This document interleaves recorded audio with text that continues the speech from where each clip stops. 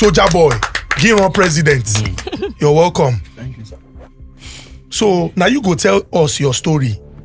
Who be ex-Lance Corporal Rotimi Olamilekan? Na me sit down for our front, so now maybe the ex-Lance Corporal Rotimi, popularly known as Sojaboi. So What was your salary? What was your monthly salary as a soldier before you left? As a soldier, like presently now, they pay me the last salary where I collect for army now 109,000, 111,000. But before that, it was just last year February where they increased the salary. Before now 51,000. So attached with this casket where they pay 20,000 naira. So making 70,000 naira before. So it was February last year that they just increased it to that. And how were you surviving on 71,000 naira? That's less than minimum wage, yo. The suffer no be small because now me they do most of the things. No be say apart from the salary, nothing more. Nothing they enter for you as a soldier. What about uniform? Did they give you uniform? No, they don't they give uniform. Now soldier, ask any so soldier. So how you get your uniform? Would they buy them?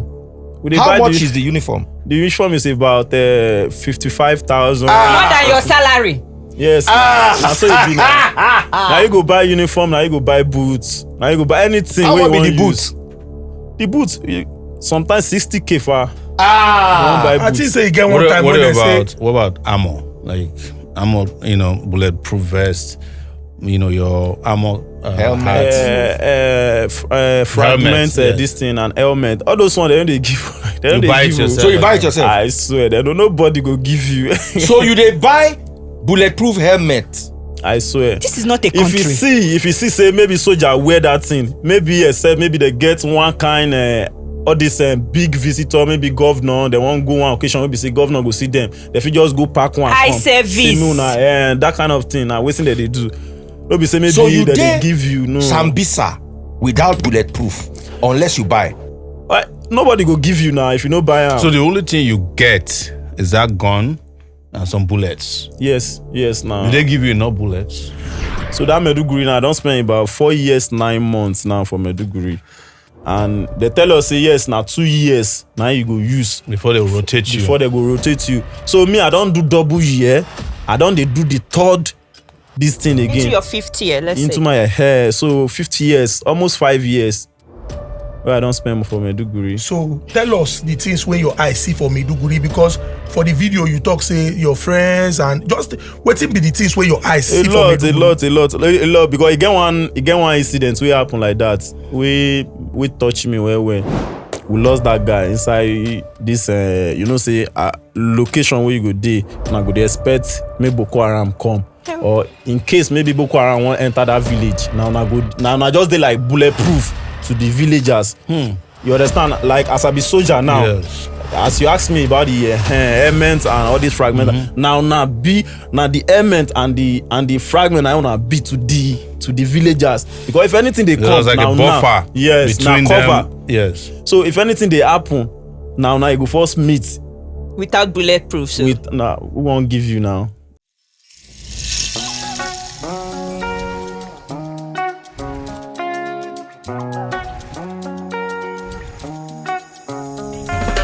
Welcome to the Honest Bunch podcast. We are super grateful for your support. Now, because of Una, now we curate great content. Remember our pledge: relatable and impactful conversations, and that is essentially what it is.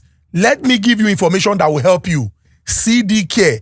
If you want to buy your gadgets, anything when concern appliances, now CD Care. They have a plan that makes it a lot easier for you. You pay in installments, and at the midpoint, they go carry the thing, can't give you in perfect condition. Why you distress yourself? Why you go market where they go, they draw you? My caller, customer, just do it with CD Care, and CD Care that they show you. No stress. CD Care, una be confirmed. Then Resida. Remember what I like to say. Everyone deserves to own a piece of the earth. No be to just get land. They talk, say, I get land. Omabule show. No. Use it and let it work for you. So Resida has a plan where through land banking, your land go to work for you. That money where you supposed to keep for account, where we say one end time, Omo Aliasiri, if you just tell you, say, please raise me up. You can't spend that money anyhow. With Resida, then go invest them. You don't need to think about the people who go cultivate the land, and you go definitely they see your profit. Resida no get any problem. Nobody don't ever call out Resida, complain, say we give them money, they no use them well. So the Resida way is the sure way. Ladies and gentlemen, introduction of the amazing duo that brings so much joy when I add myself inside. The beautiful, delectable, drop dead gorgeous Asam Pete. www.asambokoto.com. Egovi Nunwa 90-feet container on the high sea with extra package. By the special grace of God, incoming light has come, one of Abia State. Zini Bosch, mama. This is your shekere masquerade. Masquerade pattern. It's so nice. You look good. You look good. You're not coming. Yes. Let's go. Ladies and gentlemen, a legend in every sense of, in fact, an absolute legend. If I call a legend, it go be like saying a disrespect. Absolute legend. Now, there was a time for the Gen Z, there was a time in Nigeria where when you tune the radio, you could hear people like saying that through their nose, then they talk. You can't the one that say, no, now, in our neighborhoods, not be like this when they talk. Who be these people they speak spray? They thought spray was the only way. But that Ibadan boy broke the ceiling and said, no, it is not by spray. We can be original. We can bring intelligence. We can bring engagement, great conversation. And he took the mantle, stepped up, and changed it. He revolutionized radio. Ladies and gentlemen, the one and the only, Daddy Freeze! Thank you. And yours truly, Ezugu Chukudi, husband material. God resist the proud. Thank you for listening to me and changing your cap today. Wow. It's Jebu style. It's not, people don't say, nah. How come you notice people's caps? The first thing you said when you entered was, I changed my cap. Cap. Now you Sabio. Okay. Ladies and gentlemen, our guest is an August visitor. I know you checked the calendar to see that it's April. It's April, but it's not April Fool. This person, a person will know they work anyhow. But when he come out, you go no say rain go fall. After this episode, check, rain must fall. Because anywhere when they go, he be like say 3 thunder they follow. Grr. He brings energy. No be today in start. Thankfully, on his first appearance, we corrected a lot of narrative about him. People when no can't confess say they know.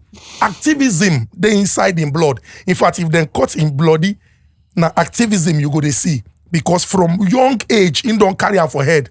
From when he be president of the SUG, the University of Lagos, the military regime of General Sani Abacha, he put them on their toes. Just imagine somebody in his early 20s make soldier they sweat, that they find them up and down. In fact, the presidential candidate of the party at the time call and come say, just, I want to pick your brain. Talk to me. What's going on? And he tell them the truth like John the Baptist. He said, these people, they follow you up and down. Now, people will be say, they go push you enter where no good, though. He come out, everything we concern Nigeria, now I mean they carry for him back from then till now. Ladies and gentlemen, a man of many parts, a distinguished personality, lecturer, writer, activist, revolutionary, fighter, husband, lover, and by the special grace of God, incoming, His Excellency, the one and the only, Omoyele Sowore! You are welcome, Baba. Thank you very much for having me once again. All right. Pleasure to see everybody again. So I think a very good place to start. Let's just look at current events unfolding in Nigeria's political space. Yes. On the 2nd of April, President Bola Ahmed Tinubu visited, Jos, the Plateau State capital, and he met with victims and family members of the Angua Rakuba attack that happened on Palm Sunday. The president declared that such will never happen again, and also ordered the installation of 5,000 CCTV to ensure security in Plateau State. Do you think that this visit by the president has reassured Nigerians that indeed the government is prioritizing security? Ask the president, when he went to Yewata, didn't he promise them the same thing? That this will never happen. The same Plateau, was it Yewata in Benue State? Did he Benue actually State. go there? He went. Wherever he went, halfway. And Benue and Plateau are boundary states. So people should just learn to understand that the president and his cabinet have run out of ideas. How did you know? If you install CCTV in Jos, ask them, the CCTV they said they were going to install in Abuja, what happened to the contract?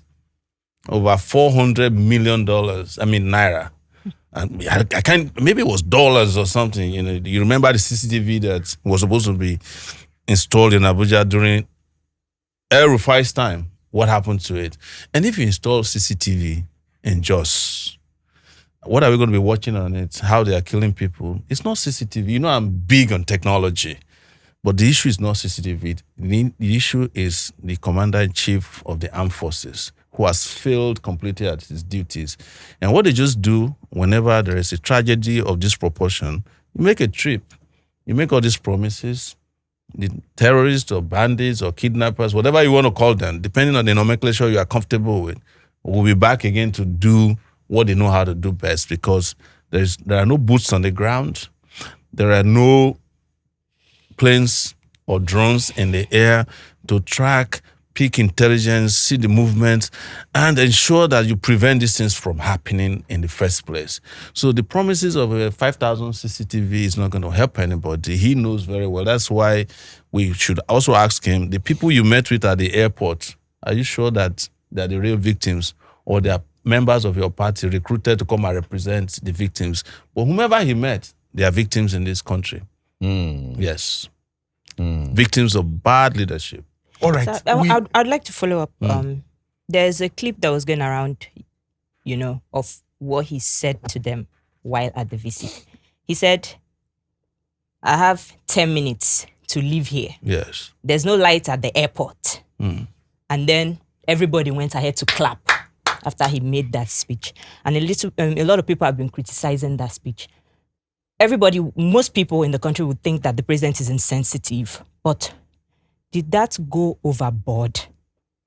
No, that's why I said everybody that is in that room is a victim of whatever has happened to them, which is Nigeria, including those who are suffering what we call the Stockholm Syndrome. Those are the people who clapped. They're in love with their oppressors. They don't even know it. It's a reaction that comes from a place of defeat, which most people have not accepted and admitted yet. So at the end, he knows that the people are not serious. There's nothing they can do. There's no responsibility. There's no accountability. And there's definitely no urgency attached to it. Otherwise, you'll not be telling the people that you can't be looking at your watch when you're talking about the death of 80 persons who have died. They haven't even buried them yet. And not only did he do that, I became his victim last night, because he came back to Lagos and they kept us in the traffic for 30 minutes just for the man who did nothing just to cross the street. It's part of the problem we are talking about, leadership in the country. And no matter what you say about Nigeria, the number one issue with Nigeria today, yesterday, and historically is leadership. That is what Chinua Achebe said at that time, and is still present today. It's still true till tomorrow. I want to ask something along those lines.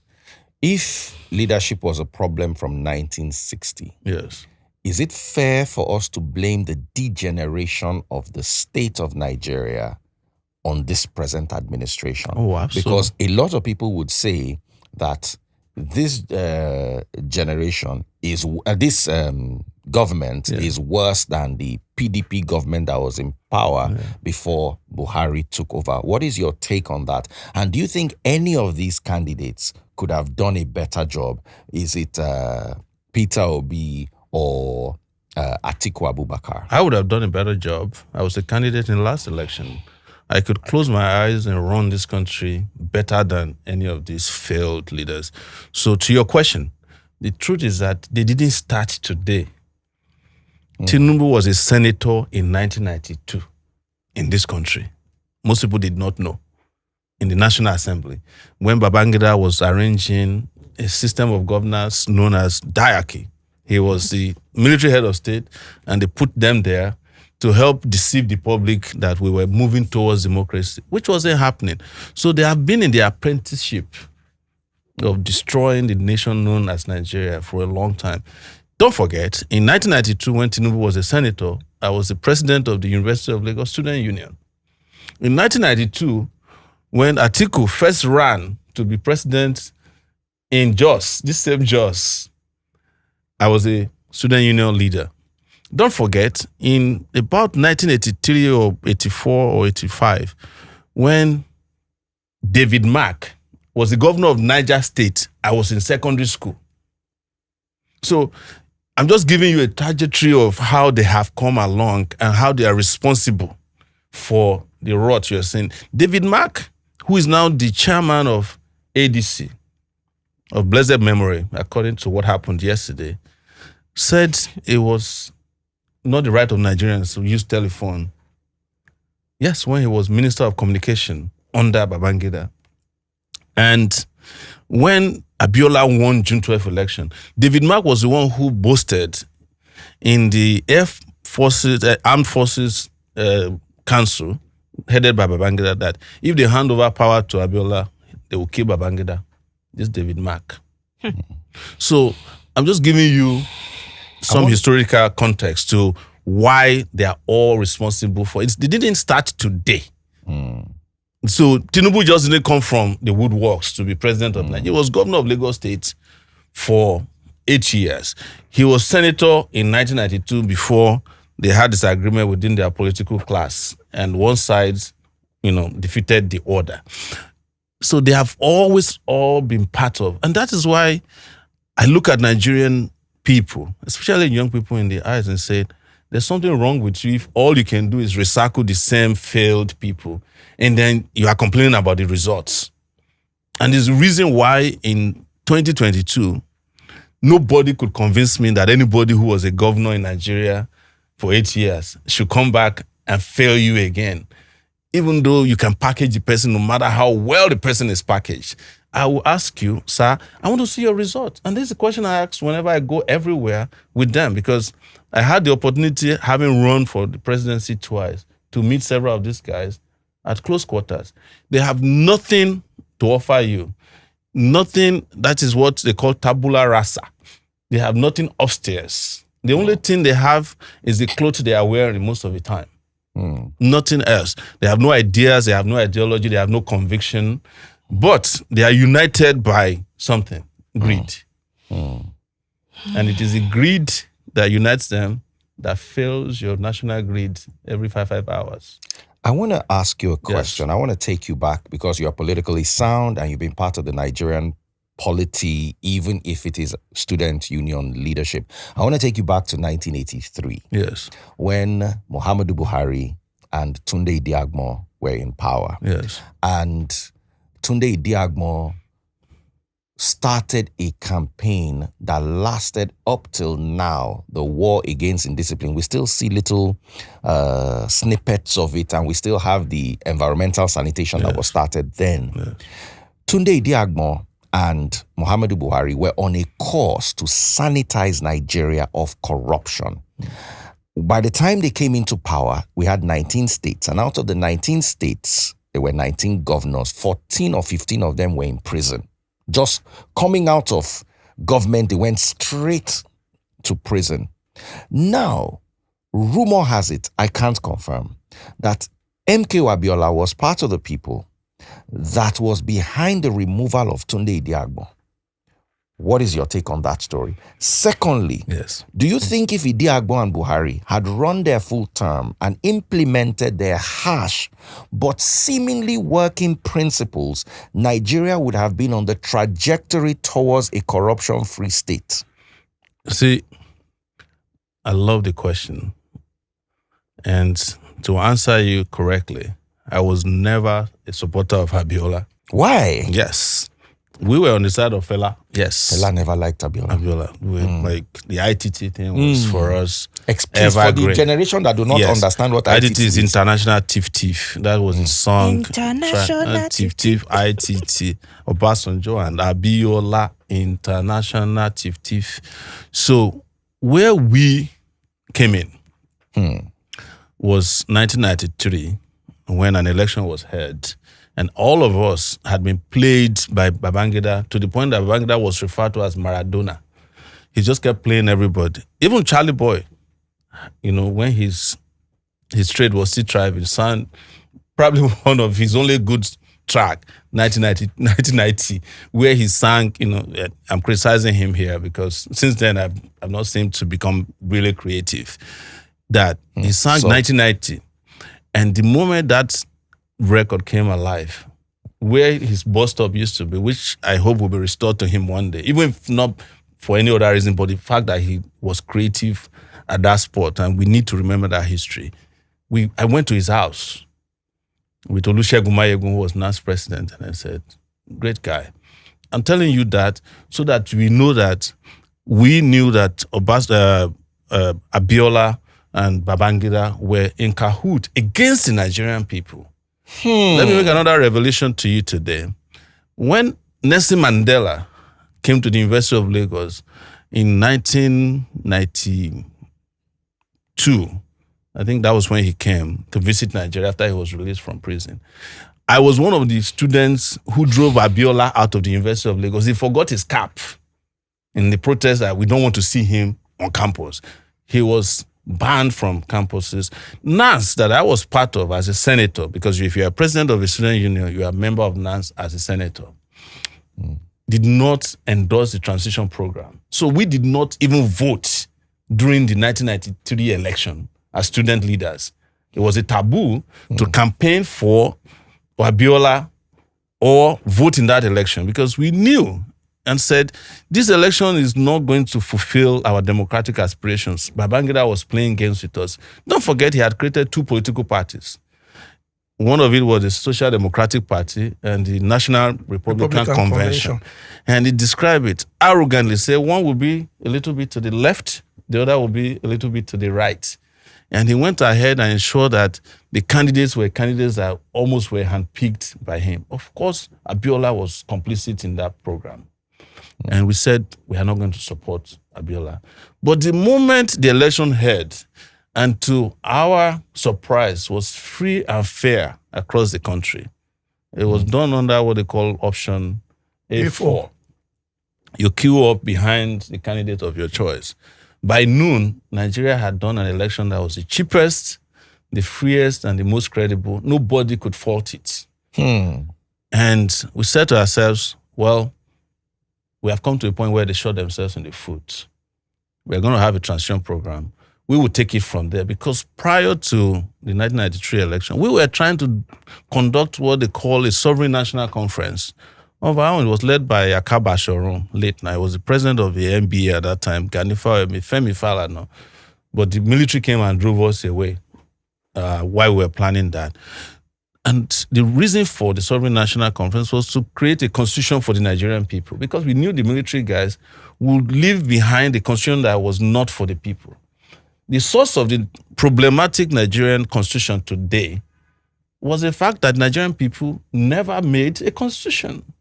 So the military imposed a constitution on Nigeria in 1999 to the point that by the time Obasanjo was being sworn in, there was not a copy of that constitution available anywhere. Go and ask John Owodo, who was Minister of Information at that time. There was not a photocopy available. The military wrote the constitution and imposed on Nigeria. But it was... Wait, sorry. I know that people have said, they wrote the constitution. You are saying that there was no copy available on the day Obasanjo was sworn in. You can the 1999 constitution. Of course, because it was the military that wrote it. They were in a hurry to hand over power. They were looting the country wherever they could loot. I'm talking about Abdul Salam Abubakar. And they forgot to print a copy of the constitution. So whatever was presented to Obasanjo on that day was a photocopy that John Owodo them arranged to go and do. Up until 1999, you can ask any constitutional lawyer, there were errors in Nigerian constitution because there was a copy and paste. And they forgot to delete the name of the US in one of the chapters where they copied it from. Oh, wow. Yes. So, and we said we wanted a constitution that was created by the people. But they never, of course, allowed that. That was the point at which we changed gear to be with Abiola, to help chase the military out of power, particularly Babangida, and then force Abiola to bring about the kind of, constitutional reforms that was necessary for Nigeria at that time. And Babangida, on June 27th, was high on drugs like hell. You see it on NTA. He couldn't even button up his military uniform and announce the annulment of the election. So you are saying that he had to be on mind-altering substances before he could make that There's procurement. No question about it. You can, when you are doing this show, you should go and get a copy of that video broadcast he did, you know that this guy couldn't have been a normal person Okay, with what he did that night. Sorry, don't forget to answer the Tunde Diagbon The Tunde Diagbon question is this. If they were the real people they claimed they were just a fascist regime. And Nigerians have love for quick solutions. You know, what was it that they brought about? Environmental sanitation. If you didn't cut the grass in front of your house, soldiers came and beat you up. They came to my village in Kiribo. I had never traveled out of the village. Came and lined up everybody in the village. I remember a 72-year-old man. They asked him, did you cut the grass in front of you? I said, yes. He went to his house. He saw it was clean. He said, how about your brother? I said, well, my brother had a mental problem. I'm not responsible for cleaning his house. If I go there, he might kill me. The soldier asked him, the man, he said, if your brother had a cocoa farm, will you not inherit it? They asked him to lie down and gave him 12 strokes of cane in front of the entire village. It was just public humiliation of people. But if you thought Diagbon Buhari had agenda or ideas, when Buhari came back, how come he didn't come back with the Diagbon? No. You see, he came back with almost everybody that was with him. The guy who was in customs, well, they were Buhari boys. It's not John Momo, there's a Momo who used to be around in those days. A lot of all these Galadima who later left Buhari, they were all around in 1983. So what that must have taught you is to jettison the idea that because somebody had done something before, he had experience. Because otherwise, who would have been the most two experienced Nigerian leaders? Obasanjo. He came back in 1999. Look at the way he left your country. The experience was terrible. Buhari came back after how many years? 1983 to 2015. He brought back the same ideas. You know, he actually introduced war against indiscipline as soon as he came. But how you know, and I want to answer that also critically, that you don't have leaders is anybody who is still doing environmental sanitation in 2026 in places like Lagos, where you say this is the sixth largest economy, you cannot clean your drainage. When I came to Lagos in 1986 for the first time, we had Festac. I was living in Festac. Festac was better than certain streets in London that I've been to after that. In 1986? 86. Oh, wow. They had electric, it had traffic lights everywhere. So they had places where children could play in Festac. Their roads were some of the best. They had sewage system between Festac and Mile 2 that Jaconde puts in place. They had schools everywhere. They were building houses, what they call low-cost housing. That some of them are still available till today. And the workers were happy.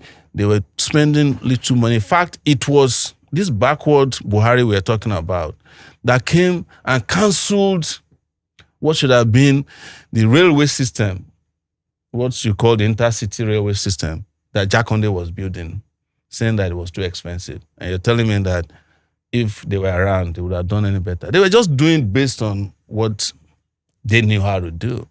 They understood the Nigerian people that they liked to be enslaved and to be maltreated. They did all the maltreatment they could do. And when it was time, Babangida came and drove them out. Let me tell you, when I was in detention in 2019 with Dasuki, the former NSA, I asked him, I said, you are the people who went and overthrew Buhari. What happened? We were both in detention. Now, don't forget, Buhari had waited for him because the only thing that Buhari knew how to do is vengeance. Waited for him in 2015 after he had him, as we say in Nigeria, in his mind since 1983. He told me something shocking about Buhari. He said when they jailed Buhari after they took over from him, they put him in a 3-bedroom apartment in Benin City in a barrack. He said Buhari did not go to the window to check what was outside. He said that's how wicked that man was. So I asked him, why did you remove him from power? Because Nigerians thought, he said Buhari had nothing upstairs. That the day they went to tell him that they are planning to overthrow the Shagari regime. They saw Buhari drinking Gary in Jos. He's under, he has a boxers. He said, General, we have come to see you. He was wearing this undershirt they call wife beater. So that was, for him, that was the point at which he would have turned back. But they were looking for somebody that was acceptable to Nigerians. It wasn't Buhari that did the coup. It was Babangida and Abacha Abiola, they say, that did the allegedly coup. But they needed to present a face that was acceptable to Nigerians. That was how Buhari, the so-called pristine military guy, disciplined military guy, was approached. And he said, when he met him, he said, "Sir, we want to make you president." He said, "What happened?" "Well, I'll do it, but you can't control me." He said, "Don't worry." And they said for the 2 years he was there, Buhari didn't really do anything. It was the Diagbon that was running around based on his own abilities, mental and intellectual abilities. And that's the best they could come with. He said when Buhari was going to be removed, they went to him and he didn't argue with them.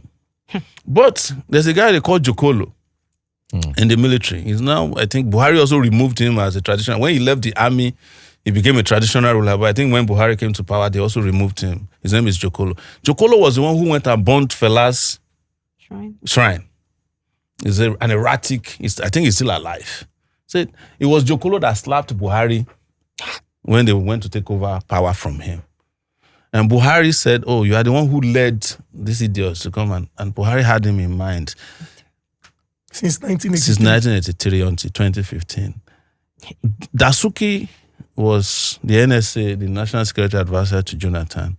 So when Buhari came, Dasuki left to go to the US. Buhari lured him back into Nigeria. He said, called him personally. He said, "I don't have a cabinet yet. I need somebody to help me navigate through at least issues of national, I'm a national security person." So they bought him a ticket that came back. That was the end. Dasuki was in detention from 2015 and left with me the day I was released in 2019, December 24th. In fact, it was likely because of the pressure over my detention that they decided to use that opportunity to release him. So we had that conversation several times about, he said, they realized that the guy added nothing to governance. So they decided, and when they met him, it's the same way they met him to come and be president. They met him when they removed him. But somehow there has been this urban legend that it was Dasuki that slapped Buhari. He said, no. And if you know Dasuki very well, he's not the aggressive type of person. But there's a Jokolo. And I'm saying this all to let you know what I know a little bit about Nigeria's history. And to answer your question about why Nigeria is this, it's the same players. Just along the line, maybe they will change some of, the flanks and change the players in those. But it has been the same type of people that have been running Nigeria since 1960, practically, The Obasanjos you are seeing today, they were around during the Civil War. They fought the Civil War. But when they came back to Nigeria, the people who they claimed they didn't defeat in the Civil War, they were clapping for them. Obasanjo is more popular in the East than anybody. But they are the ones who went and killed people in the Civil War era. And I tell people, I'm not part of people that fought in the war. I was born in 1971. So you cannot recruit me to continue the hate. Because it never ended the war till today. It has not ended. Anybody who's lying to you that the Civil War ended, it just started from an active war and ended as a Cold War. But the fault lines are still there. That is why Nnamdi Kanu is in prison. And you don't have anywhere to put him. You had to put him in Sokoto prison just to show to the owners of Nigeria, here we are. We have come to deliver the boy who was trying to be foolish about the unity of the country to you. That's the symbolism of taking Nnamdi Kanu to Sokoto. Otherwise, there are several prisons that he would have been taken to.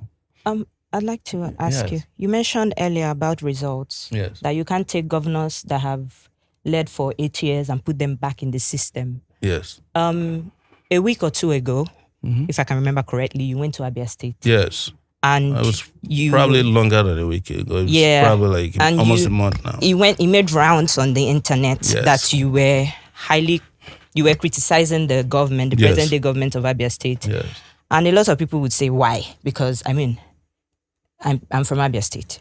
And Yes. I know where Abia State was and where it is now. Yes. And he's the most popular governor at this time. Yes. So people would like to know, or people have been saying, are Why? you that self-righteous? Isn't that self-righteousness? And you think that nobody else does it better, it must be you.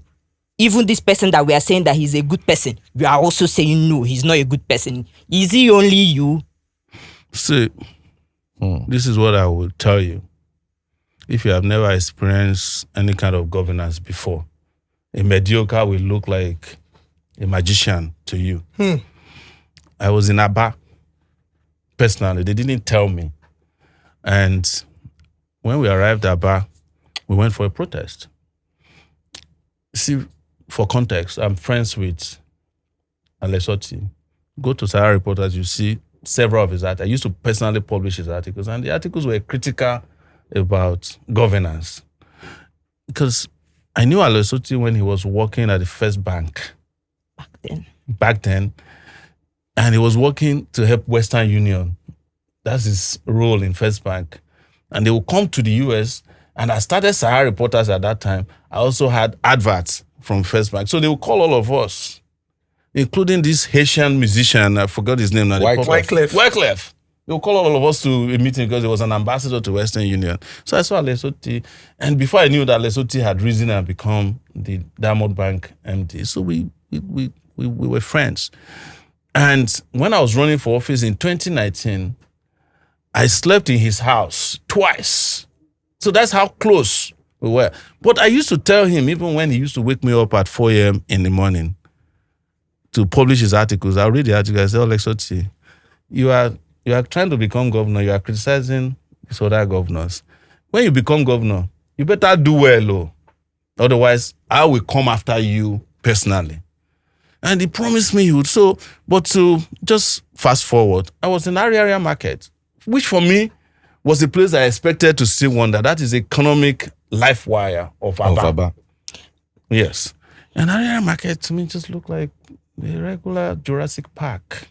I was like, what happened? And I started asking questions right there in the market. I said, but OT was supposed to have completely turned around, at least Aba. I didn't see that. I didn't tell him I was coming because I don't want him to ask me to come and sleep at his place so that they would take me around. No, I wanted to see things for myself. And we did our protest. When we got to the protest ground, they had heard that I was involved in the protest. They brought soldiers to stop the protest. And I went to the soldiers and I said, I'm here for a protest for Nnamdi Kanu. You have to let us do it or there will be a problem. They had already arrested the guys who were doing the initial mobilization. The soldiers, out of respect, let us start. And we went, the protest took place largely within Ariaria Market. So when you are entering the part of Ariaria Market where these things, you must have seen in the video, there is a shopping mall built there. And that's all that I saw. I said, but OT is supposed to have transformed this place. Don't forget, and this is important for context, I have always been on the neck of Nigerian governors wherever you may be. In fact, I have a governor's tour on my Facebook page. I go to Gombe, Borno. In particular, I have been on the neck of Abia State governors because Oju Zokalu was a thief I caught in Potomac where he bought a house from Abia's money. It was me that published the story. And there was nothing he didn't try to do. He even asked me to come and visit him in that house, Potomac, when they were buying houses as soon as they were governors. Atiku also bought a house in Potomac until Atiku was driven out of the US and he had to sell the house. Yes, I went to interview him there. They were buying mansions. The former governor of Bayelsa State, Alamasei, also bought house with fake name. Audu, all of them. You know, I did all the Potomac stories. So, and the reason I was doing that at that time is that these people are stealing monies meant for development to bring to the US to buy houses. The one that followed him, Theodore Oji, another despicable human being, and I'm not afraid to say that. I was the one who published the video of Theodore Oji with a chicken in his hand in his underwear when he was trying to, because he went to swear inside the shrine. I had the video, I published it. So when you are talking about Abia State I have been on their neck for a long time. After Teodoji left, the one that I call Isi Slippers. Ikpeazu. The reason I call him, I said, for your 8 years in power, you only produce one slippers, which he used to show that is how Abia supposed to be governed. I was on his case. So you cannot tell me that I don't know anything about Aba. The one you are saying that, oh, if you've seen Aba before, I've seen Aba before. When last did you go to Aba? Apart from this last 2 weeks. time. I've been to Aba apart from this last time. No. I've been to Aba more recently than you have been there. Sir. No. When was the last time you were in Aba? Sir, I was. No. Wait. When was the last time you were in Aba? When was the last time you were in Aba? Earlier this year. Okay. This year I was in Aba 3 weeks ago. But what I'm trying to say to you, sorry, sir, permit me to say this. Yes, go ahead. I was born in Aba. Yes. Right? I did my primary school in Aba. I did my secondary school in Umuahia. Okay. I did my university in Abia State University. So for the largest part of my life, I have been in Abia State. Yes. What I am saying is that the people of Abia have known suffering. And I understand if you say that mediocre, people will settle and rejoice for mediocre. Exactly. If that is point. because they have been through hell. So if there's a beam of light, are you saying we should not celebrate the beam of light? I've been through the hell with you. So why would you still criticize somebody that is trying to make it better? No. You see, if you listen to me, I'm not trying to be defensive. I was even generous by saying that I saw some transformation. I said, but I'm a believer in total transformation. But it can't happen speedily. No. It can happen speedily. The reason is that the volume of money that was available to Otti is more than almost 3 state governors combined together. I'm not excusing them. Tinubu is giving them money. Absolute money. That's how he's buying all these governors who claim they have moved to it's all about is a transactional situation. What I'm telling you is that I have expectations that are higher than yours. You can respect that. And it applies to my states. I come from Ondo State. We have a useless governor too. I call him out. You guys, I followed a copper in this Lagos who called Lagos smelly. Yeah. And they were after her. I followed her. I went to her local government person and she ran away. Why were they after her? Because she said Tinubu is incompetent, which is true. And that Lagos was smelling. They wanted to behead her. She's from Cross River State. Is anybody going to say that because they were born in Lagos? She has no right to say that she smelled a bad Lagos. I once fought this Fashola because I'm just explaining so that you guys will understand. What you have seen is little compared to what I've seen. Fashola was a star governor in this Lagos State at the time. He went to this London School of Economics. I was actively Sahara reporter at that time. And everybody was praising him. And I said, well, Mr. Governor, the video is still on YouTube. You are said to be doing well in Lagos. I said, well, I just came from Lagos. Part of Lagos is deodorized. You're using deodorant. The other is ghettoized. He got upset. But he never recovered from that question. At the end of the day, do you guys still can stand up today and say Fashola transformed Lagos? So, Babasho. Because sorry, to get here, I want to bring if I'm coming to back where you are, I know what I went through just to get here. And somebody will say that I cannot talk about Lagos. All of us are Nigerians. We are entitled to speak to the standards expected of our leaders. I'm not part of the people that will praise the governor for paying salaries. What do you expect? People work. You got to pay them. Yeah. I'm not, one of the questions that you don't even ask is that, what is Alex Otti's minimum wage? The Alex Otti you are talking about. What is the minimum wage of workers? What's his minimum wage? I don't know. I'm asking you. You are the one who was born there. Sorry, there was something you said that Tinubu, according to you, is buying all these governors. Of course. Can we throw some light on that? Because there was a video I watched of you saying most of the, I think, House of Rep members that came in on the Labour Party ticket have now moved to... They didn't even go back to where they were coming from. Because most of them are travelers from PDP and other parties. By the time they were migrating, as the migratory birds that they are, selfish people, they migrated to the APC. How many governors are moving now? And how many governors do you think are receiving money from the presidency? All of the governors are receiving money. See, how you will understand the way Tinubu moves. is that as he is in Lagos, most of the governors are already in Lagos. Whether they are in APCO or the other, maybe practically only 4 governors are left that have not joined him. And I can tell you that those 4 governors are already with him in principle. In fact, it might be the situation that he is the one who asked them not to join yet, so that they will look as if there is opposition in the country. For instance, when I criticize Otti, some people are saying, "Oh, Sowore is supporting Tinubu." I say, which support are you talking about? Who is the number 1 supporter of Tinubu more than Alex Otti? Alex Otti is supporting Tinubu? Oh, Alex Otti and Tinubu are closer than any of these APC governors. Hey! No, Yes. wait, but personal friendship is different from party. No, if I'm personal friends with somebody, it's different from when the person is going anywhere, I'm following the person. He wants to go and kill somebody, you see me in his company.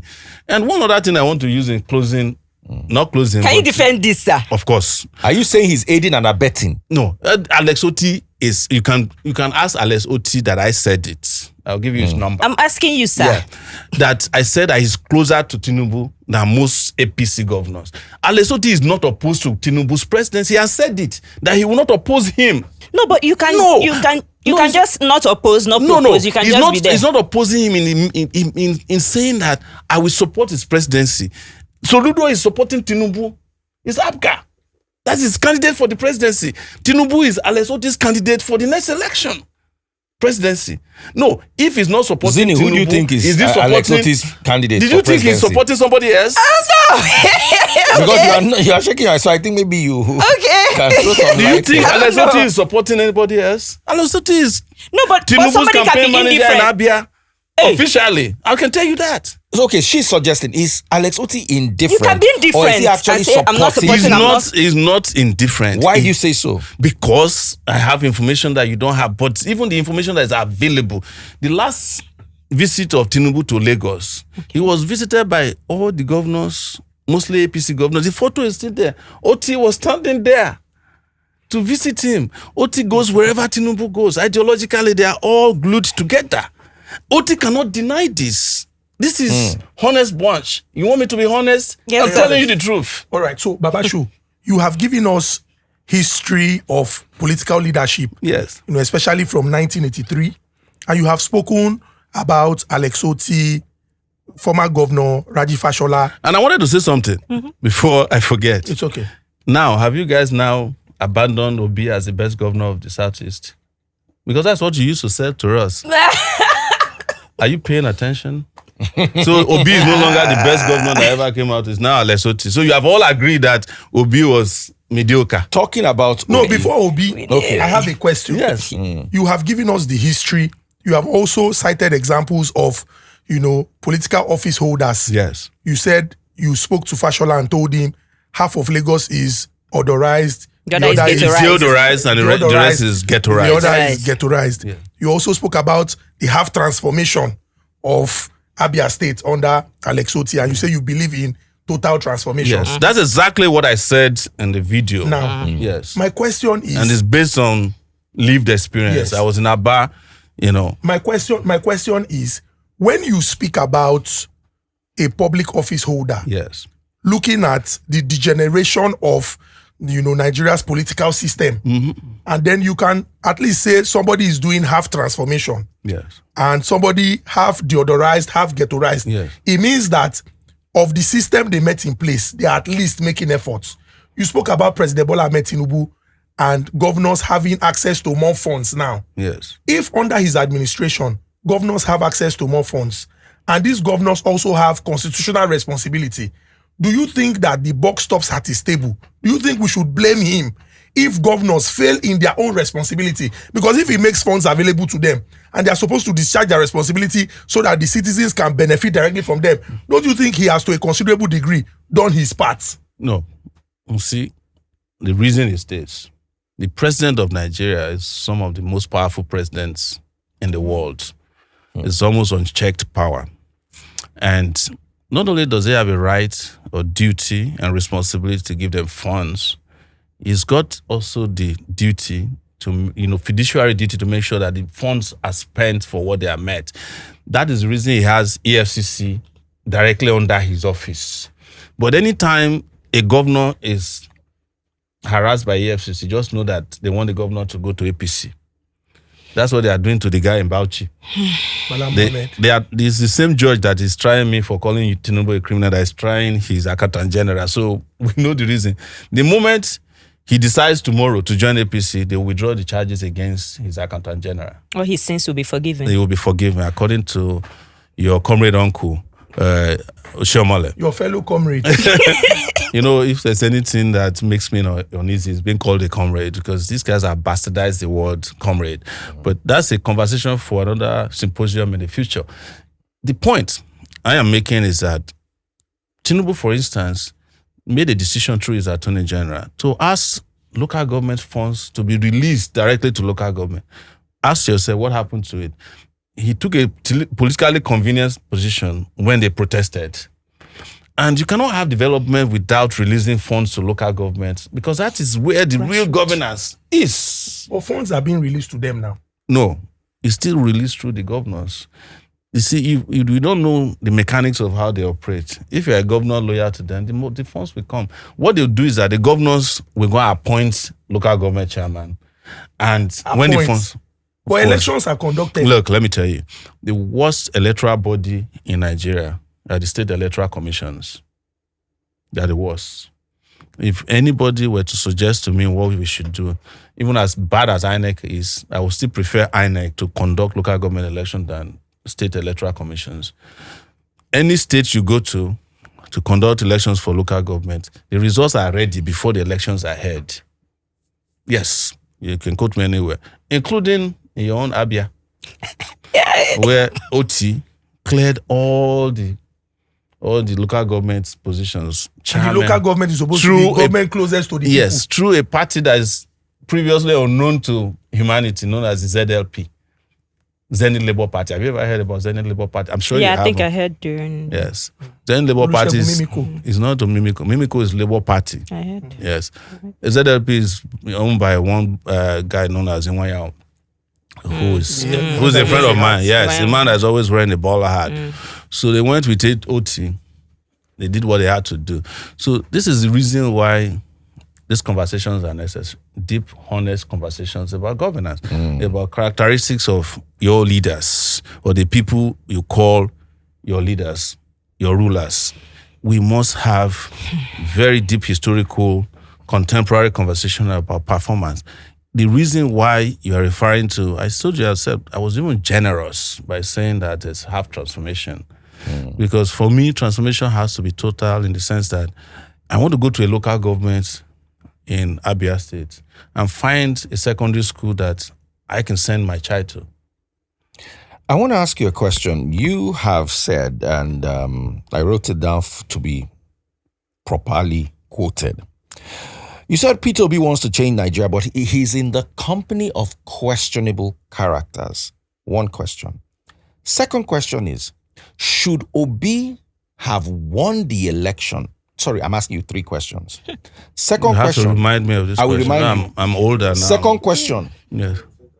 Is easy to lump it together. Yes. Second question, did Obi really win the 2023 elections? Third question, if Obi had won the 2023 election, do you think he would have done better than what Tinubu is doing right now?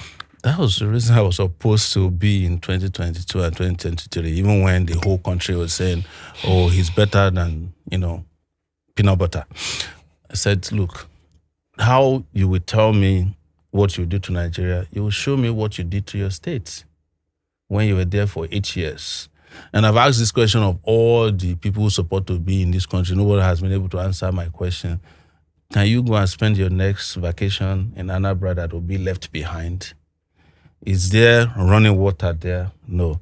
Did you build any schools that you can send your children to? The answer is no. They will tell you that you should go and verify. It was go and verify that took me to Abia. I have verified now. You all are upset. Because I am a person who is scientific in nature. Most people, and I keep saying this, don't know Obi more than I do. I knew Obi as far back as 2007 when he was governor of Anambra State. I was in the US and we were doing reporting on him so that his mandate would not be stolen from him by Chris Uba, the Uba brothers, who were Obasanjo's lackeys, the ones that arrested and detained Ngige. Yes, in 2003. Chris Remember and that? Andy. Yes, Chris and Andy Uba. So we fought for Obi to the point that, and you can ask Obi this if you find him, if his memory has not left him. When I first met Obi, was in front of Professor Chinua Achebe at Rhode Island in the US. He said to Achebe, he said, I've never met Sowore before, but if not for this guy and Sahara reporters, I wouldn't have been governor for 2 seasons. Because every time, they stole the election from him, and then they ensured that he was impeached, even when he was actively in office. But by the time we were done with following Obi through media, we discovered that the guy didn't do anything. Everything he did was substandard. You could never find any road that he constructed that has not been a road that he didn't build any school. These things are not things that were told to me. These are things that I covered. And he's very good at propaganda, to the point that when we then turned against him as Sahara reporters, I'm saying it because when we found out, we started reporting on all his shenanigans, he was very upset. There's a guy known as Valentin OBM. He's one of the most rabid propagandists there is in the world. They were so upset with us. They went and printed posters in Aba accusing me and Oke Ndibe, who was a columnist with Sahara reporters, of being gay. Hey. And posted it all over Aba. I still have a copy of the posters. It was done by this Valentine OBM, but Obi was the one who greenlighted it. Because one thing most people don't know about Obi is that... Are you saying that Peter Obi started a smear campaign against you? Of course. You? Look, it was what he was doing even in... Anybody who was under him as governor would tell you, the Catholics, the Anglicans, they have a history of his way of, blackballing people. So, but we continued regardless until he went back, left APGA and joined the PDP and was working under Goodluck Jonathan as a special advisor. He was an economic advisor under Jonathan. So it's not like Obi left Anambra and went on vacation. He was still actively in government. In fact, at the time that Buhari came, Obi was the chairman of, I think, the stock exchange in Nigeria, I think in Lagos. So it was Buhari that kicked him out of that position. That was his last known position before he came back in 2022. I'm just telling you all these things so that you will understand that we are speaking from a place of knowledge and history. We know these people. I don't like to call myself a journalist because I get crashed into journalism, just like Daddy Freeze did for broadcasting. But we all have tried in our own ways to change the face of broadcasting and journalism today, just because we're a little bit ahead of others in understanding where the world was headed. It was a three-pronged question. Yes. Okay. So the question about whether he won the election, yes, it is Obi who determines how he wanted to validate that. And when the election was over, if you go and check the interview I did with Ruben Abati on Arise TV, where you say, Sowore, how market? That was how he opened. He was trying to ridicule me. And I said to him, there was no election. So the idea of somebody winning does not even work. He said, are you going to the tribunal? I said, I'm not going to the tribunal to go and defend what I witnessed that did not happen.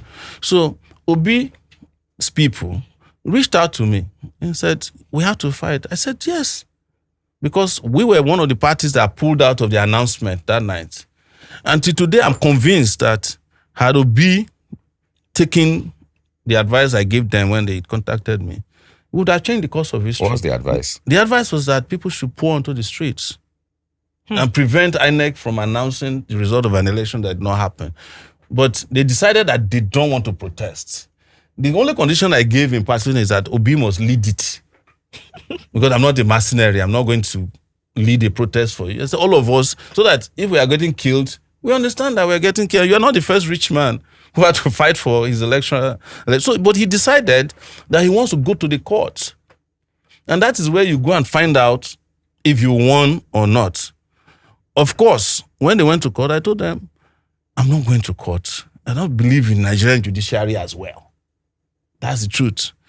But they started also blackballing everybody. I on the judiciary. And I remember sitting down and for the first time laughing. I said, anybody that has looked at the Nigerian judiciary, his eyes will catch conjunctivitis. Apollo. It's called Apollo. And that's what happened.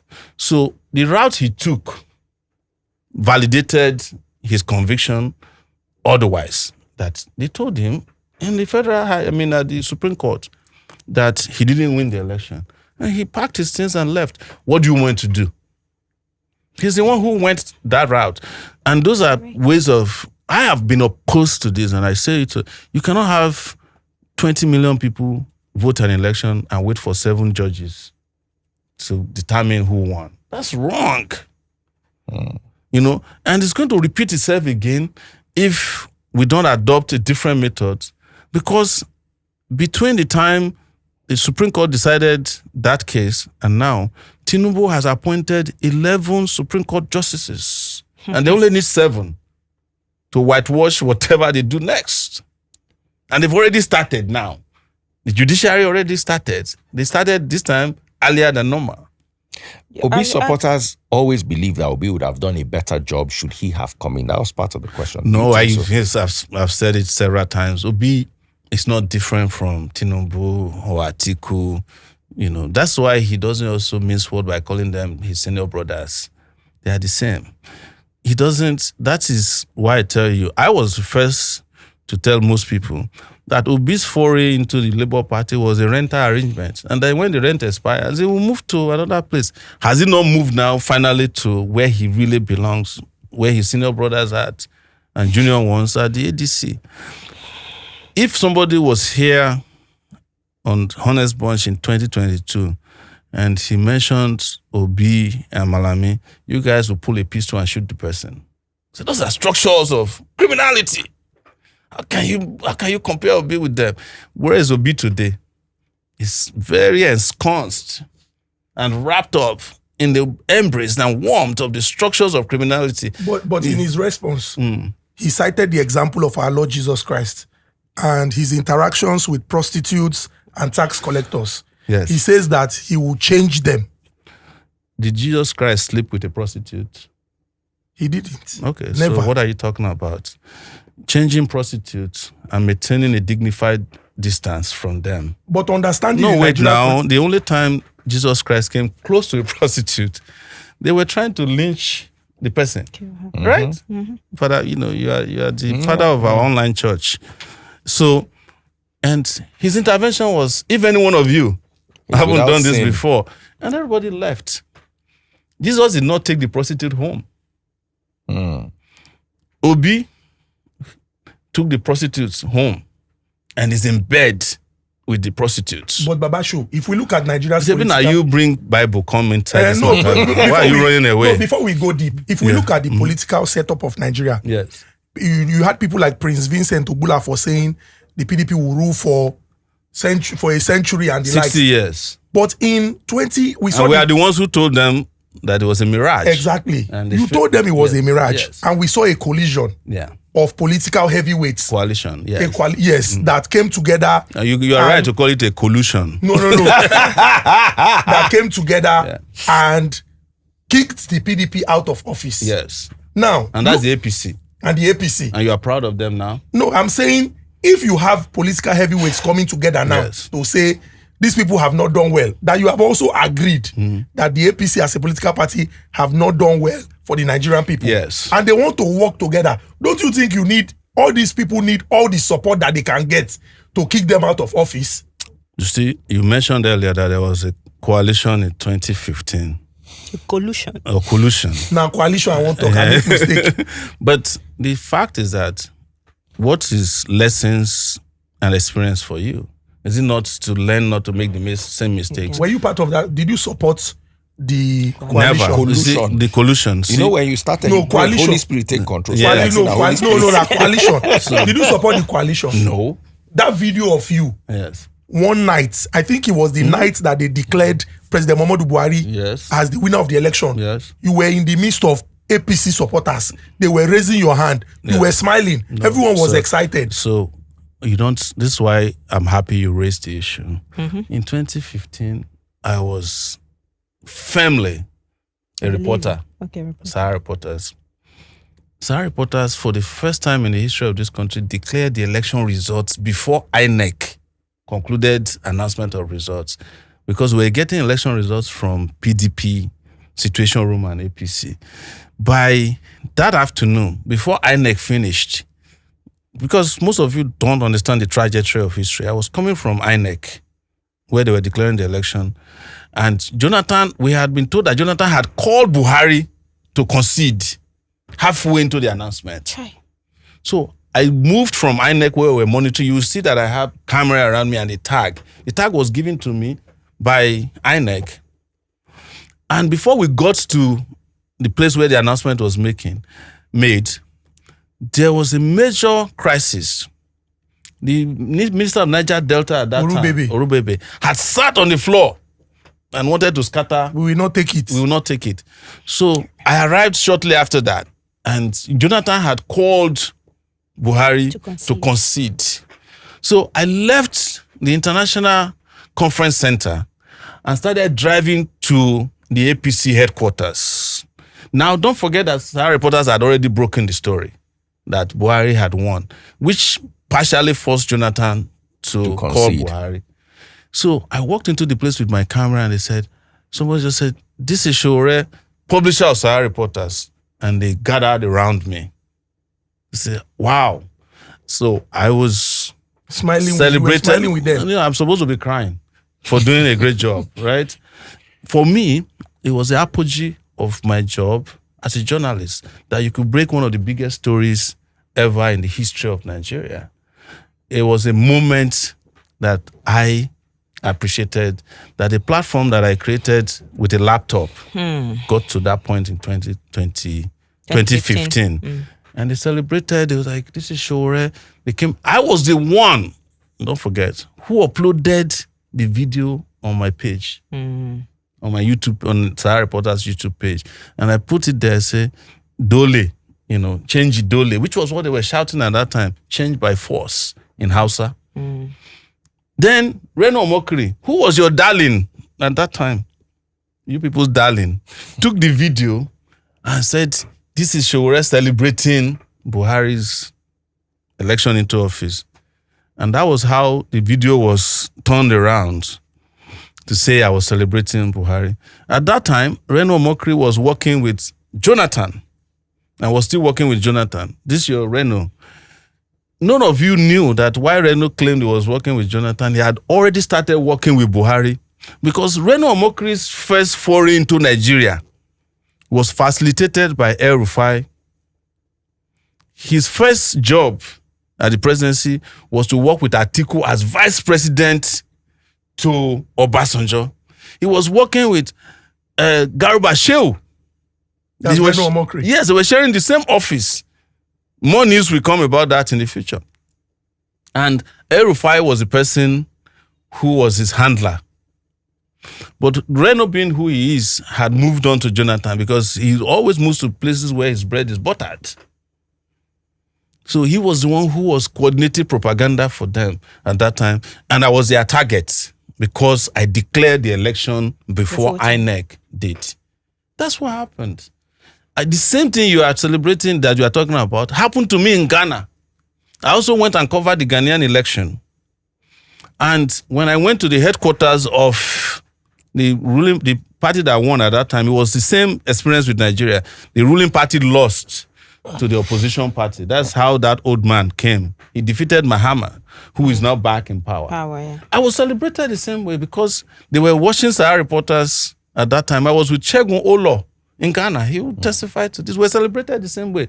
But because there's no video to show that, I'm just telling you so that you would understand where the video came from. I was the one who personally uploaded the video saying these people were shouting, "Change Idole," because we were waiting for Buhari to come accept he's winning the election. Buhari didn't show up until I went to sleep. In fact, if I had arrived at venue earlier, they would have carried me on the shoulder. Dino Melaye and the rest of them.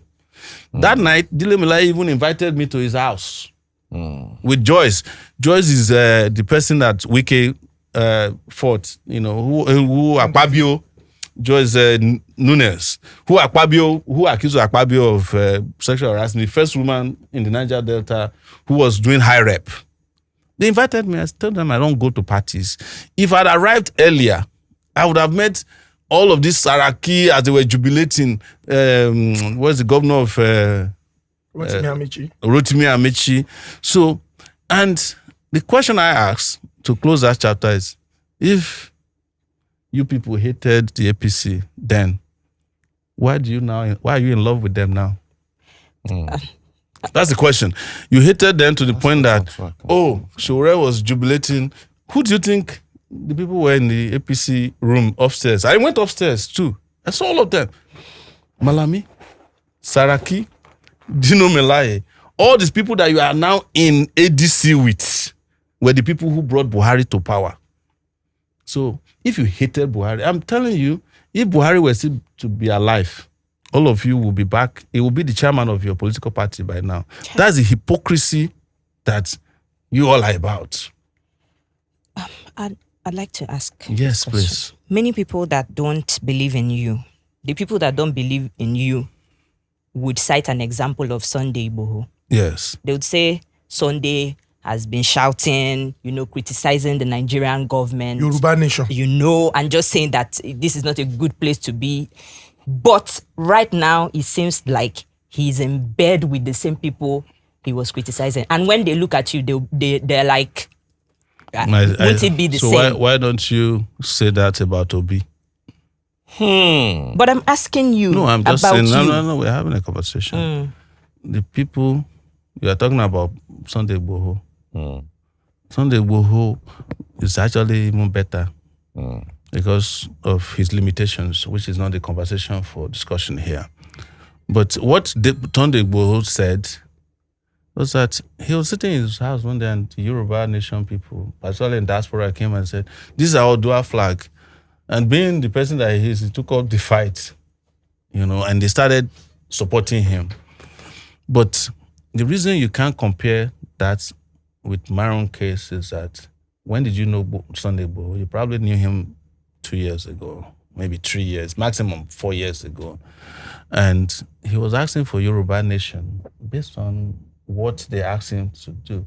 If you go and watch my position when they started Yoruba nation, I said it's with one guy called Mayegun Diary. You probably know him, who has also now jumped to Peter Obi from Yoruba Nation to Peter Obi. I said to him, the Sunday Igboho struggle you are seeing is funded by Tinubu. Yes. Because the problem at that time was that Tinubu was having issue with Buhari up north. They weren't going to accept him as a candidate. And he looked at it and said, I helped you guys to get to power. You guys don't want my candidacy. I'm going to tell the Yoruba people to leave. He started funding them. They have not denied it. So, Buhari being who he is, came and tried to kill Sunday Igboho. Without informing the governor of Oyo State, they brought a special force or special forces from Abuja to come and kill Sunday Igboho. Sunday Igboho was in that house that day, but he was hiding. Before they came back, he had jumped the fence. Even when he was in Benin Republic, he had injuries that they were hiding from you. And he left that night. He left Nigeria that night. They wanted to kill him so that Tinubu will know that they are not playing. That's what happened. So Tinubu had to retreat because it was based on their own security intelligence that Tinubu was behind them. But they had already achieved what he wanted to achieve, which was to scare the Buhari people to know that he has the capacity to disrupt the country. And an average Northerner, with due respect to them, their issue is unity. If you want to appeal to the North, just say that unity, no wahala. Anybody that discusses anything other than unity is the enemy of the North. They don't play with that. This Nigeria unity is what is sacrosanct to the northern parts. is the reason why Nnamdi Kanu is in prison. His offense is called a holy grail offense. You cannot talk to the average political class, particularly Northerners, that this country should be divided. That's it. But Tinubu he was able to strike fear in the heart of the Buharis of this world. They retreated. And that was how his candidacy was possible. In addition to other factors and strategies. But you can ask Mayegun, he will be listening to this, that what did I say when I came out of detention in 2020 on his show about Yoruba Nation? And I never joined them. In fact, they used to mock me at that time that I'm jealous of Sunday Igboho and that Sunday Igboho is more popular than me. I'm calling for a revolution. Sunday Igboho is calling for Yoruba Nation. Because I could see through. When Sunday Igboho was attacked, they killed everything in his house, including his cats. The DSS, killed some people, arrested the others. When his people were brought to court, I was the first and only person who went to the Federal High Court. DSS were there in front of the courtroom, covered their faces. I told them to get off. I went into the courtroom. It was that day that the Sunday Igboho people who were arrested were granted bail. I entered the court with force. And I did a live stream. For the first time, people saw Sunday Igboho's people who were arrested live. That they said, one of them is Lady K. I can't forget her. She was crying. But the interesting thing was that Lady K had accused me of being a softie. Because a police officer shot me in the thigh with a riot gun in Abuja. And she said, look at Sowore. The bullet could penetrate him. He started mocking me. And when she was arrested, I stood with her and she got released eventually with the help of course, Pelumi, Olajengbesi, who was the lawyer to Sunday Igboho. I'm giving you all this because the facts are there that the Yoruba Nation agitation, and I know it's going to offend them, was a false flag brought together by Tinubu. And that is the reason why the moment Tinubu got to power, Sunday Igboho was let go. And the next thing he would do is to say nobody can campaign in the Southwest because Tinubu is his person. From the idealist perspective, yes, in my humble opinion, you are the best person to run Nigeria. I voted for you last election. I did a little bit of campaign for you they won't let you campaign for me. With the best of my ability as someone who's supposed to be on defense. Yeah, they were harassing yes. and you're aware of that. Yeah, they harass you totally. These people here. The obedience.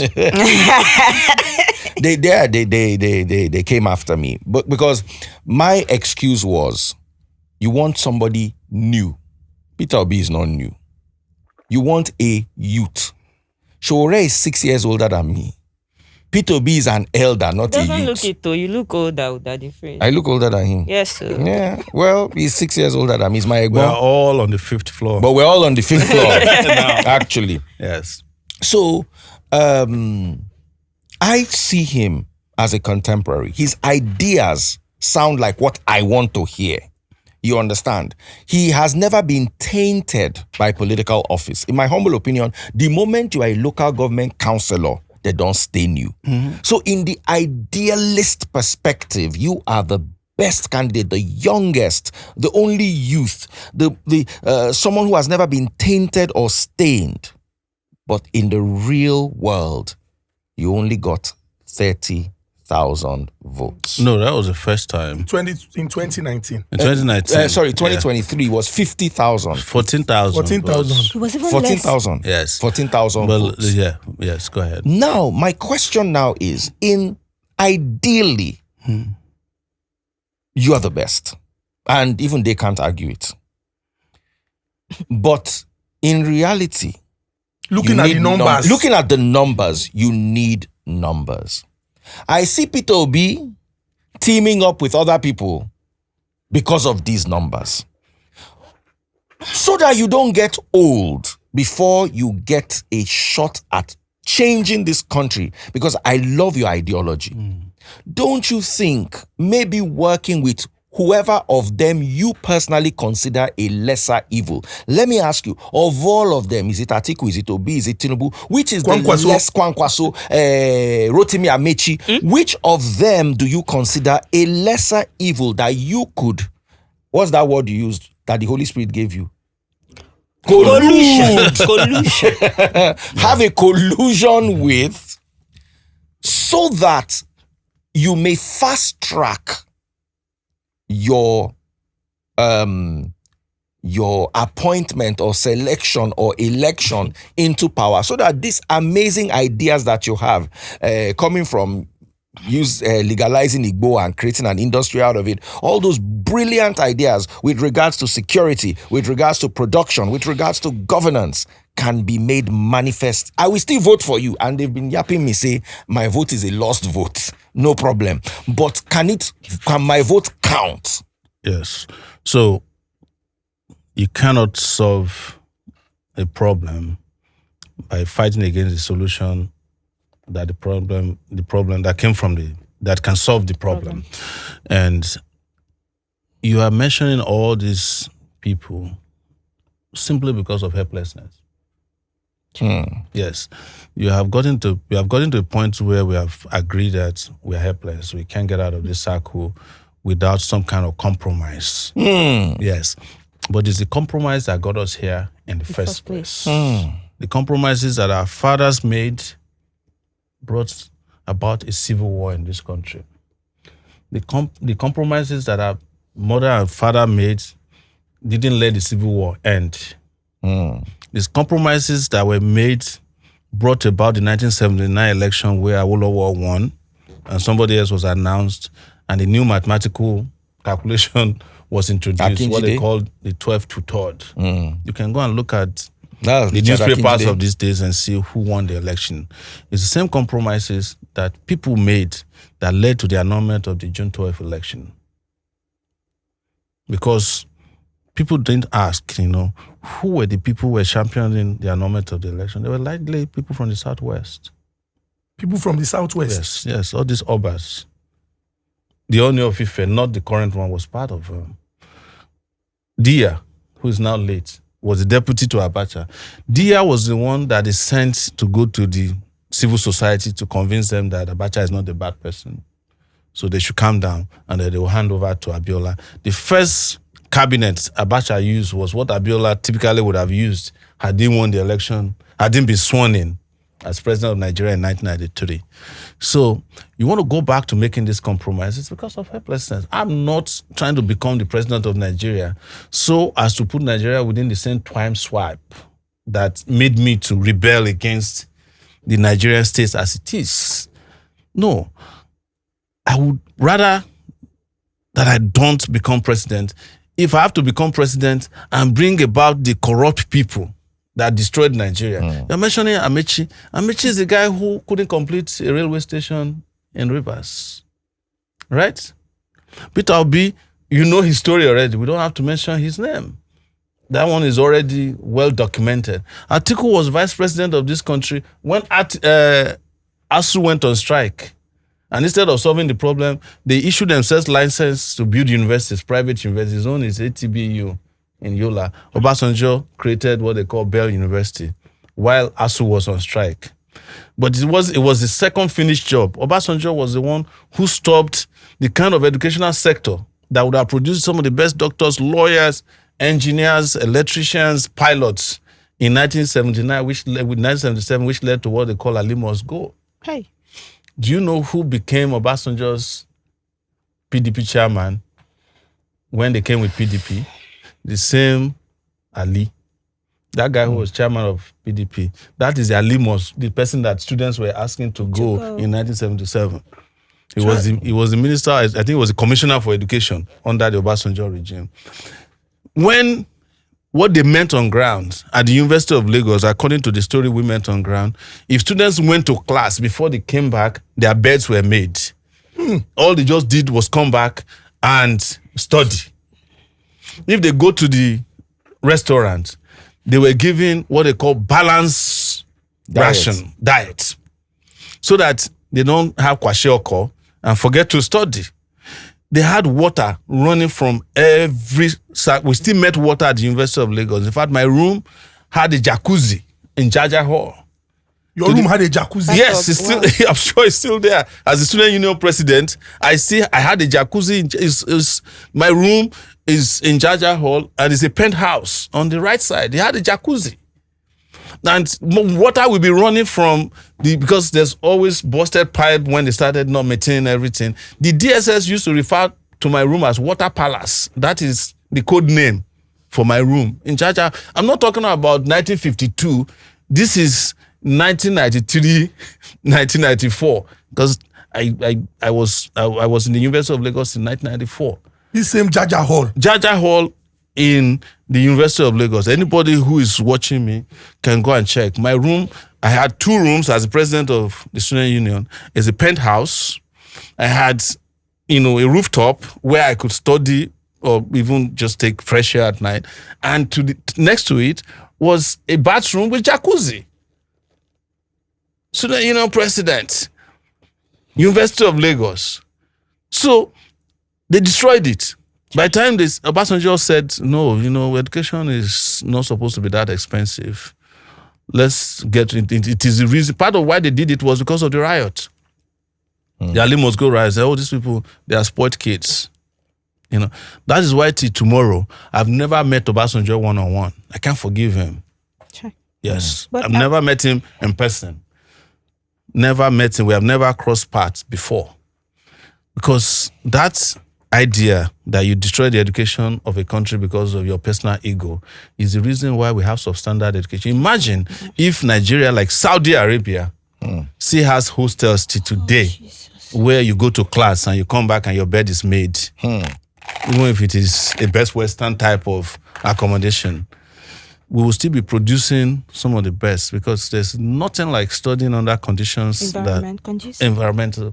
But they destroyed that. The universities now no longer have any of that. University of Lagos, if you go there now, it's dilapidated. They are building in it. It's not even planned anymore. So you cannot expect me to turn around and be in bed with the same people simply because I want to be president. If I jump in bed with them, I become president, they will kill the presidency the next day. Yes. Because that's their expertise. If you don't do what they want, they will kill you. Do you think Tinubu is suffering from this? No. Tinubu came to office with his own cabinet from Lagos. And he recruited more people from across the country, of course, who were his loyalists. What Tinubu is doing now is what Tinubu has been doing his entire life. He goes around with a bunch of people whose interests align. That's why they call him strategist. He doesn't know any strategy. The only strategy is how to keep loyalists happy so that they keep on kissing up to you, they kiss your ring, and he'll make them as happy as they would. And he deployed money a lot. And what he then does, or he has been doing, is Tinubu is a kind of tortoise story that my father used to tell us, that he had 6 kids and 5, they had the father and 5 other kids, 6, and they had 5 balls of akara. And the tortoise looked at it and said, if I give all my children 1 each, I'll die of hunger. They will eat, no doubt. So he distributed all the 5 to them. And they wanted to say, no, don't eat yet. Give me half of the men. And at the end of the day, he ate more than every other person. That's Tinubu's style of politicking. So Tinubu did not go to Abuja with the aim of going to fix Nigeria. No. He went to Abuja with the mentality of how he ran Lagos, which was to tax everybody, out of existence, take the money and use it to satisfy the interests of his class, his group, his circle. Now, who is the circle? The Shaguris and Shaguris of this world. Just the first thing he did is, for the masses, no subsidy again. For Shaguri, I'm giving you a contract, open-ended, and just spend whatever you want to spend. But just build a bridge to nowhere. That's what they call the Lagos Calabar Yes, Coastal I wanted highway. to. Thank you. I wanted to ask Yes. you that question. But you people in that Lagos you're- are enjoying that now, coastal now that road you're now. here, now that you're here, Yes. I want to usher you into that subject. Yes. I wanted to ask you: do you think that the Lagos Calabar Coastal Highway is a misappropriation of fund or a total waste? Is complete misappropriation of fund because the funds are not even appropriated for in the first place. What do you mean? It's not in your budget. What they call appropriation is funding that you designed and you put in a budget and is passed into law. You know, every budget is a law. Do you know that? Yes. So this one was not part of a law. It was a lawless appropriation. And that's what they call misappropriation. And I drove on it today. And I'm wondering if I'm constructing a highway from here to Calabar. By the way, it was even my idea in 2019. But my own was going to start from Benin Republic all the way to Calabar. They stole your idea. They've always been stealing my ideas, but they can't implement it. You look at the Lagos-Calabar expressway that they're building, very narrow gauge, you know. It's not wide enough. I mean, we drove from that place today, and basically, their agenda, when they started that road, it wasn't a Lagos-Calabar highway. It was meant to be a highway from the export zone that they built, which is owned by them, but Lagos funded it, to their Bundugu, they call the Eco-Atlantic. So technically, anybody that is working in the export zone and Dangote refinery will have their own highway to come to, because they decided, after they started building the Eco-Atlantic, that it was a mistake not to have figured out a transportation system that will not pass through Lagos, because it's going to bring in about, that place is bigger than Victoria Island. So they got the federal government to pay personally for that project. That the Lagos-Calabar Expressway should be renamed Eco-Atlantic Expressway. Because it's basically meant for the accommodation system they are building at Eco-Atlantic. That's what the place was designed for. But when the criticism, of course, became very serious, they started expanding it gradually. But even as we speak, they started almost immediately after Tinubu came in 2023. I don't think they have reached 50 kilometers yet. You know, I didn't take it all the way to, but I'm just admitting, before you people say that. If you took this road, you're almost at the end anyway. So they haven't, you know, they are using bulldozer, of course. There's also steps, you know, they have one that is coming from Calabar. They need to confuse you so that you think that. But construction is ongoing.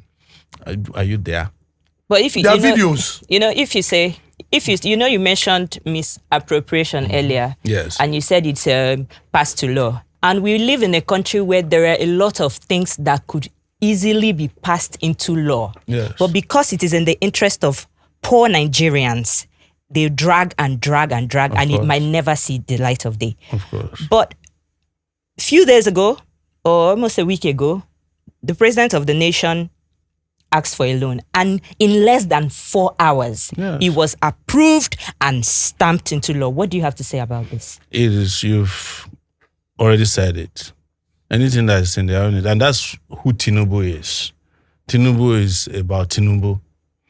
His economic system is referred to as Tinubunomics. I don't know if you guys That's know a that. new word. Yeah. His economic system is about him. And they call it, in Abuja, they call it Tinubunomics. Because every theory in that economy is about him, his family. You know, Tinubu is the first Nigerian president that has an office for a first lady, first son, first daughter, and a first in-law. First in law, Yes. The in-law is the minister of, I think Federal Housing Authority. Who is the in-law? There's a guy from Ekiti State, one of his daughters, married to. Sheyi is the son. He has an office. His office is bigger than that of a governor. I'm sure his budget is bigger than that of a governor. Are you saying this, or are you just assuming? I'm not joking. What's your take on the City Boy movement? The City Boy movement is a movement of ragamuffins who are feeding off of Sheyi's palm. There's nothing more. It's just an association of friends for Sheyi. You remember there was a time they declared that they will have a youth conference in this country. I was the one who said it's a joke. So these guys just toy with you. You know, Nigeria for them is a place for social experimentation. So they know how to distract you, but their goal is not distracted, which is to take over your country and use it to help themselves. So everything you saw they were doing under Jonathan was repeated by Buhari. Everything that Buhari repeated, Tinubu is even doing worse. Each of these regimes, that's why we all keep saying that they get worse from person to person, from regime to regime, from cabinet to cabinet. These guys don't care about you. And unfortunately, it looks like we no longer care about ourselves anymore. Yes, we've been numbed. So it is so sad. But then that leads me to asking you this question. Yes. Last week, there was a viral clip of myself, shouting and saying, Imams, let's come out, let's do this, let's do that. And people were like, we're never serious. Why are you calling people to go out? At this point, it looks like Nigerians are numb, like we said. Yeah. But nobody should take that for granted. People are frustrated. Yeah. No light, no water. People, even at the what's it called? The Aso Rock has a solar system now, which means they don't even care about you. They've already had. I don't know why people are talking about Aso Rock. Aso Rock has never been on the national grid. Are you serious? But what do you? Some of the biggest. How long ago have they been on? What should Nigerians do? Some of the biggest generators in Nigeria are based in Aso Rock. These guys don't. Their lights don't go off. And what they do is to have backup. What you call backup at home is all these batteries, solar panels. You combine. Aso Rock was built by Julius Berger, and they imported everything that needed to be put there since Buhari's Babangeda's time. So when people start saying, "Oh, the Aso Rock is no longer natural," what do you expect them to do? To be using torchlights to run their lives? But what should? Better. Yeah, exactly. These guys don't. What should we do? You've passed that stage. Look, if you go to the US, you can go to the front of the White House. And you can even enter the White House on Wednesdays. I don't know if they still allow people to enter the place now. When is it that you get to Aso? Do you even know where, apart from what you see on TV, do you know where Aso Rock is located? They just tell you this is Aso Rock. But have you ever seen? It's like a fortress. So when people build fortresses, they don't build them without electricity, because even the gate of Aso Rock is probably opened with electricity. So you expect them not to have electricity 24/7. Of course. At this point, I'm asking. So, but what to your question about do? Nigerians should revolt. That's the solution. She raised something. No, he's not done. He's not what done. Does it what mean does it mean to revolt? Yes. Revolt. Revolt is that everybody come together and say, one day, enough is enough.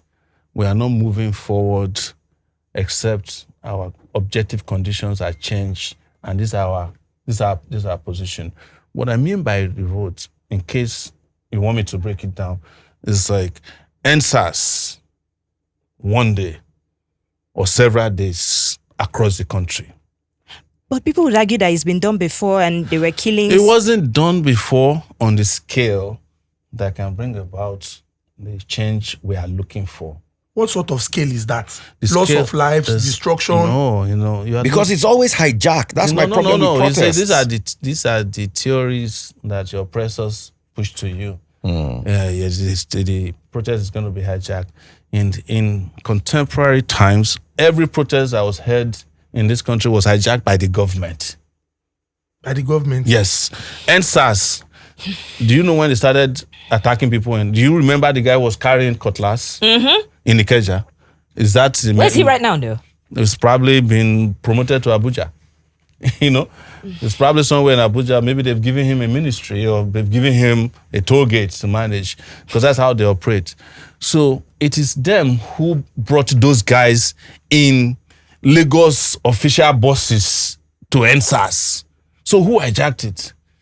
When the army went and killed people, was that hijacked? Peaceful protests, people were waving flags. What I'm saying is that you have to have a scale that is beyond their power. So you're saying Nigerians are not angry enough? They are not. I told you, and I've said this several times, that the day after October 20th was the day Nigerians should have poured more onto the streets. The military had already beaten a retreat. The world was paying attention. In fact, some TV stations were already heading to Nigeria. Jesus. And then everybody disappeared the next day. And the reason was that a mistake was made. You want to fight government, you want to change government, you want to change your objective conditions. You are saying that it's a leaderless movement. Which movement is leaderless? No. There are examples where some of the leaders have become compromised. But that's what I wanted to tell you. EndSARS had leaders. They were negotiating with them. Government was negotiating with them. Yes. There was a Zoom meeting that was happening between Aisha and them. Okay. Even I think Faz was there. They were meeting with Lumelu, Dangote. They had leaders. The problem with EndSARS was that government didn't want EndSARS to be led by somebody they cannot control. It's the reason why they went and brought Naira Marley. Yes, Naira Marley was the first person, the PRO, this Umba, who was PRO police, he had the first Instagram live with Naira Marley. They wanted to choose Naira Marley as the leader because so many people accidentally thought that because Naira Marley was wearing his pants without belt, he's a revolutionary. But when didn't that work? People said, no, that's not our leader. They went and brought Davido. Yes, brought Davido to Abuja to meet with the IG. You guys remember that? I know the video where he was saying, don't. Yes, and when he got there, before he got upstairs, they were telling him that, we want to investigate you for murder of one of your aides. For real? And by the time he got upstairs, he said, no, I didn't come to Abuja to protest. I met Davido.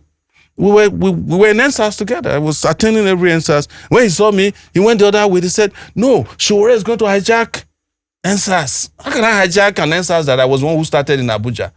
In fact, I keep saying it, and no one of them have ever disputed. I was the one who first tweeted about EndSARS and invited everybody. I then personally invited most of them. I reached out to Faz through his father. So when I was doing Abuja, Faz was doing with Runtown in Lagos. Where the first were in Abuja, in front of the police headquarters. We're confronting the police. They were also doing at Zone 2.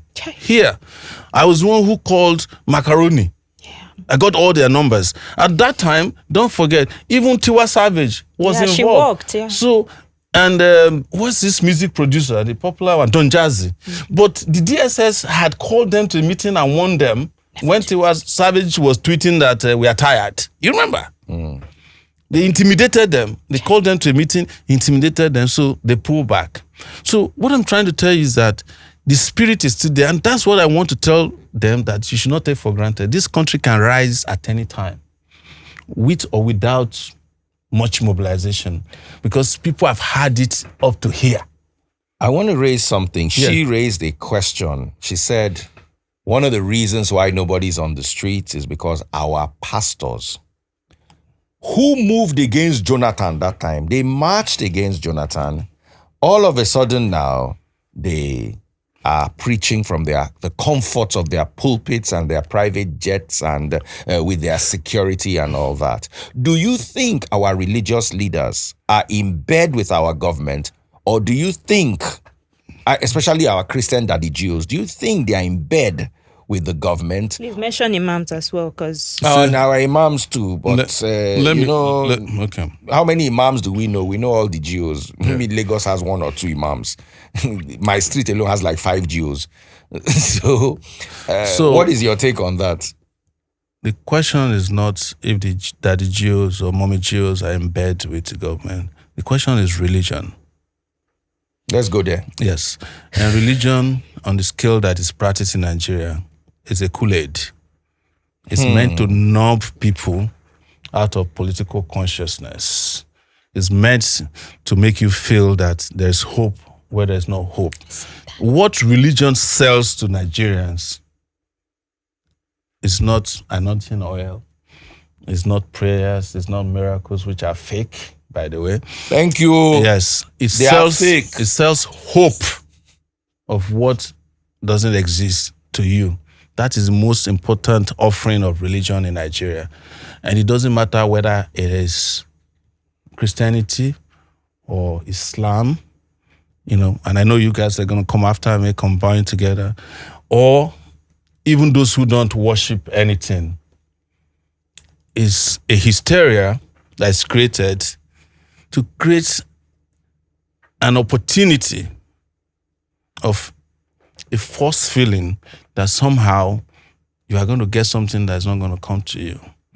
Nigeria is the only place where a pastor, well known, well so-called respected, we call a crusade, arrange fake miracles and Tell them. and pack the crushes in large numbers and hold it and said, we brought 5,000 people out today and 3,000 of them were blind, they can now see. 3,000 of them were lame, they can now walk. And we don't ask, can you please accompany us to the house of one of the people you healed?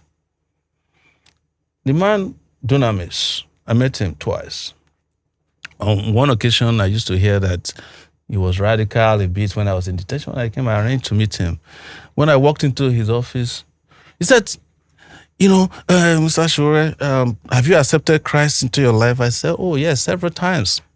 He said, but Jesus needs. I said, no, Jesus don't need me. Jesus is old. It's 2,000 years ago. He's not going to need somebody like me. Jesus has decided that he's not even coming back anymore. Said, how can you say that? How can you say that? He took me to his hall. That is dome. So this is where everything happens.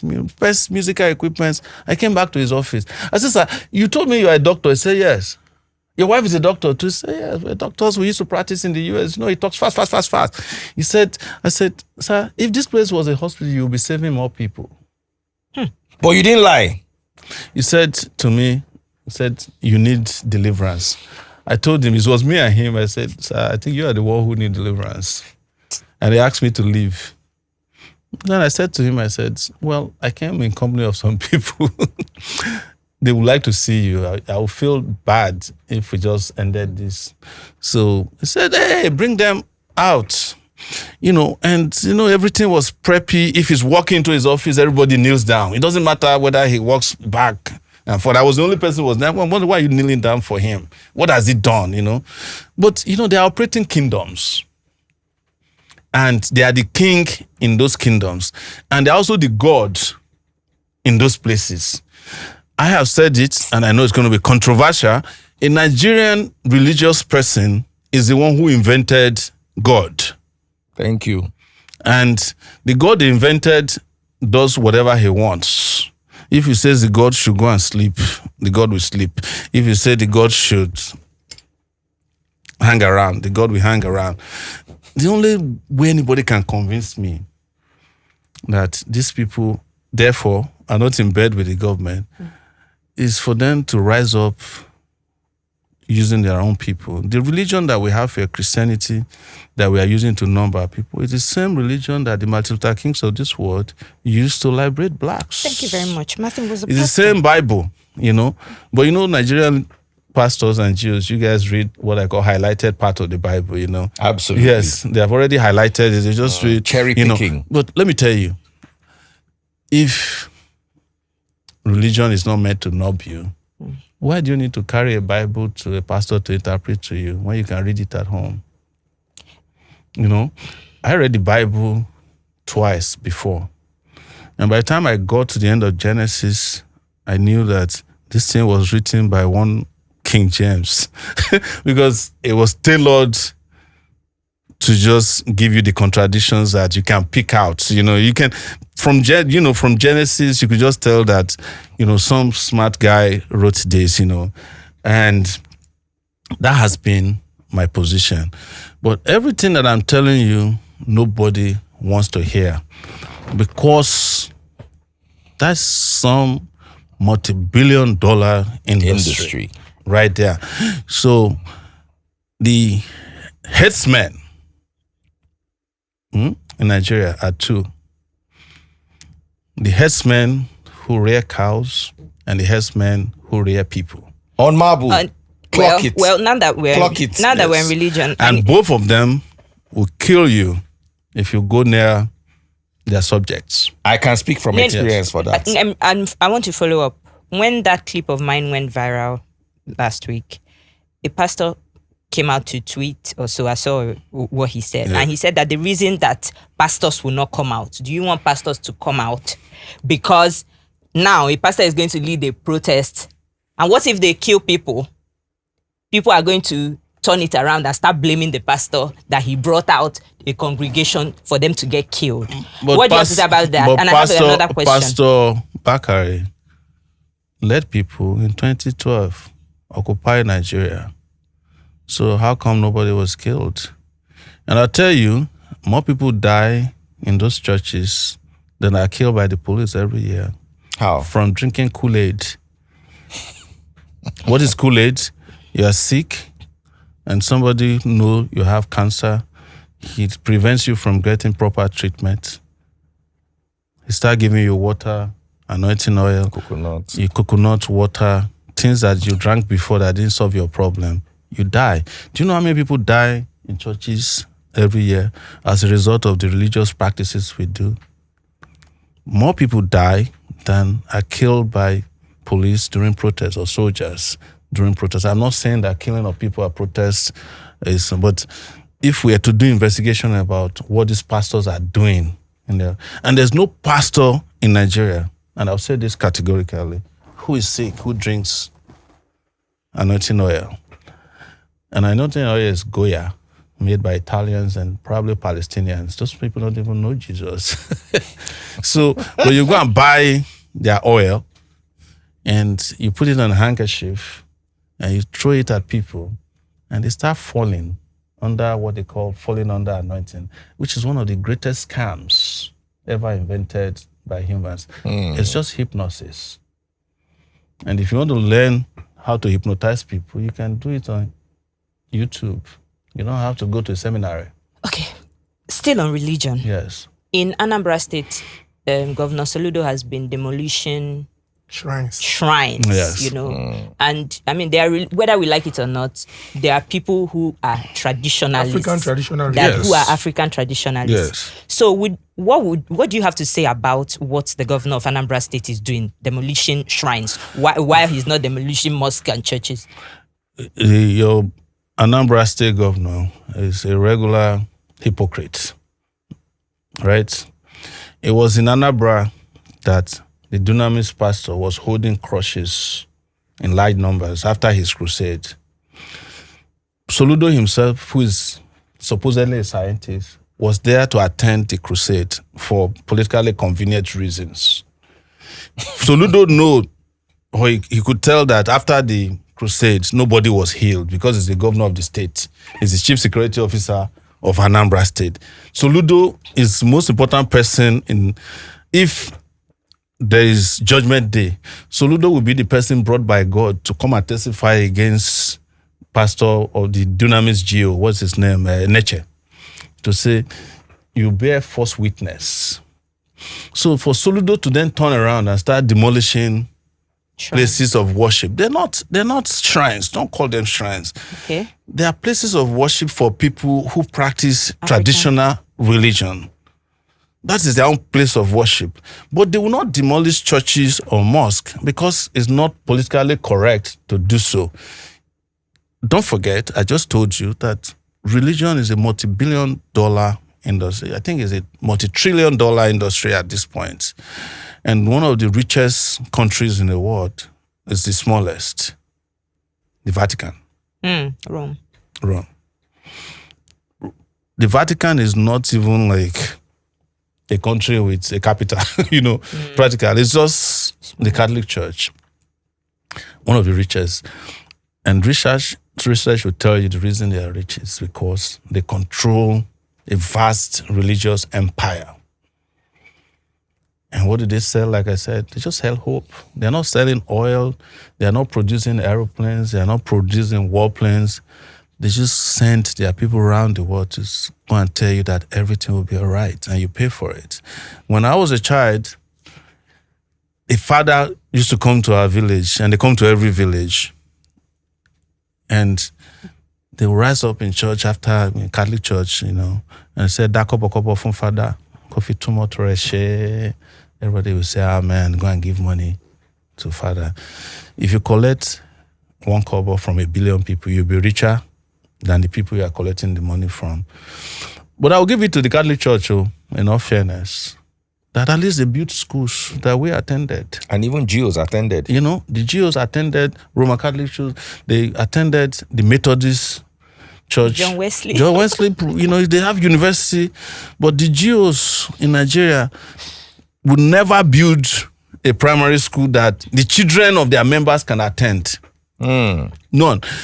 There was a cousin of mine, Olo, you know, the guy who does Object TV. I met him closely in 2000. We're coming from Ondo State, and he said he's going for Holy Ghost convention. And I said I should drop you in front of Redeem. And he was trying to go to University of Lagos at that time.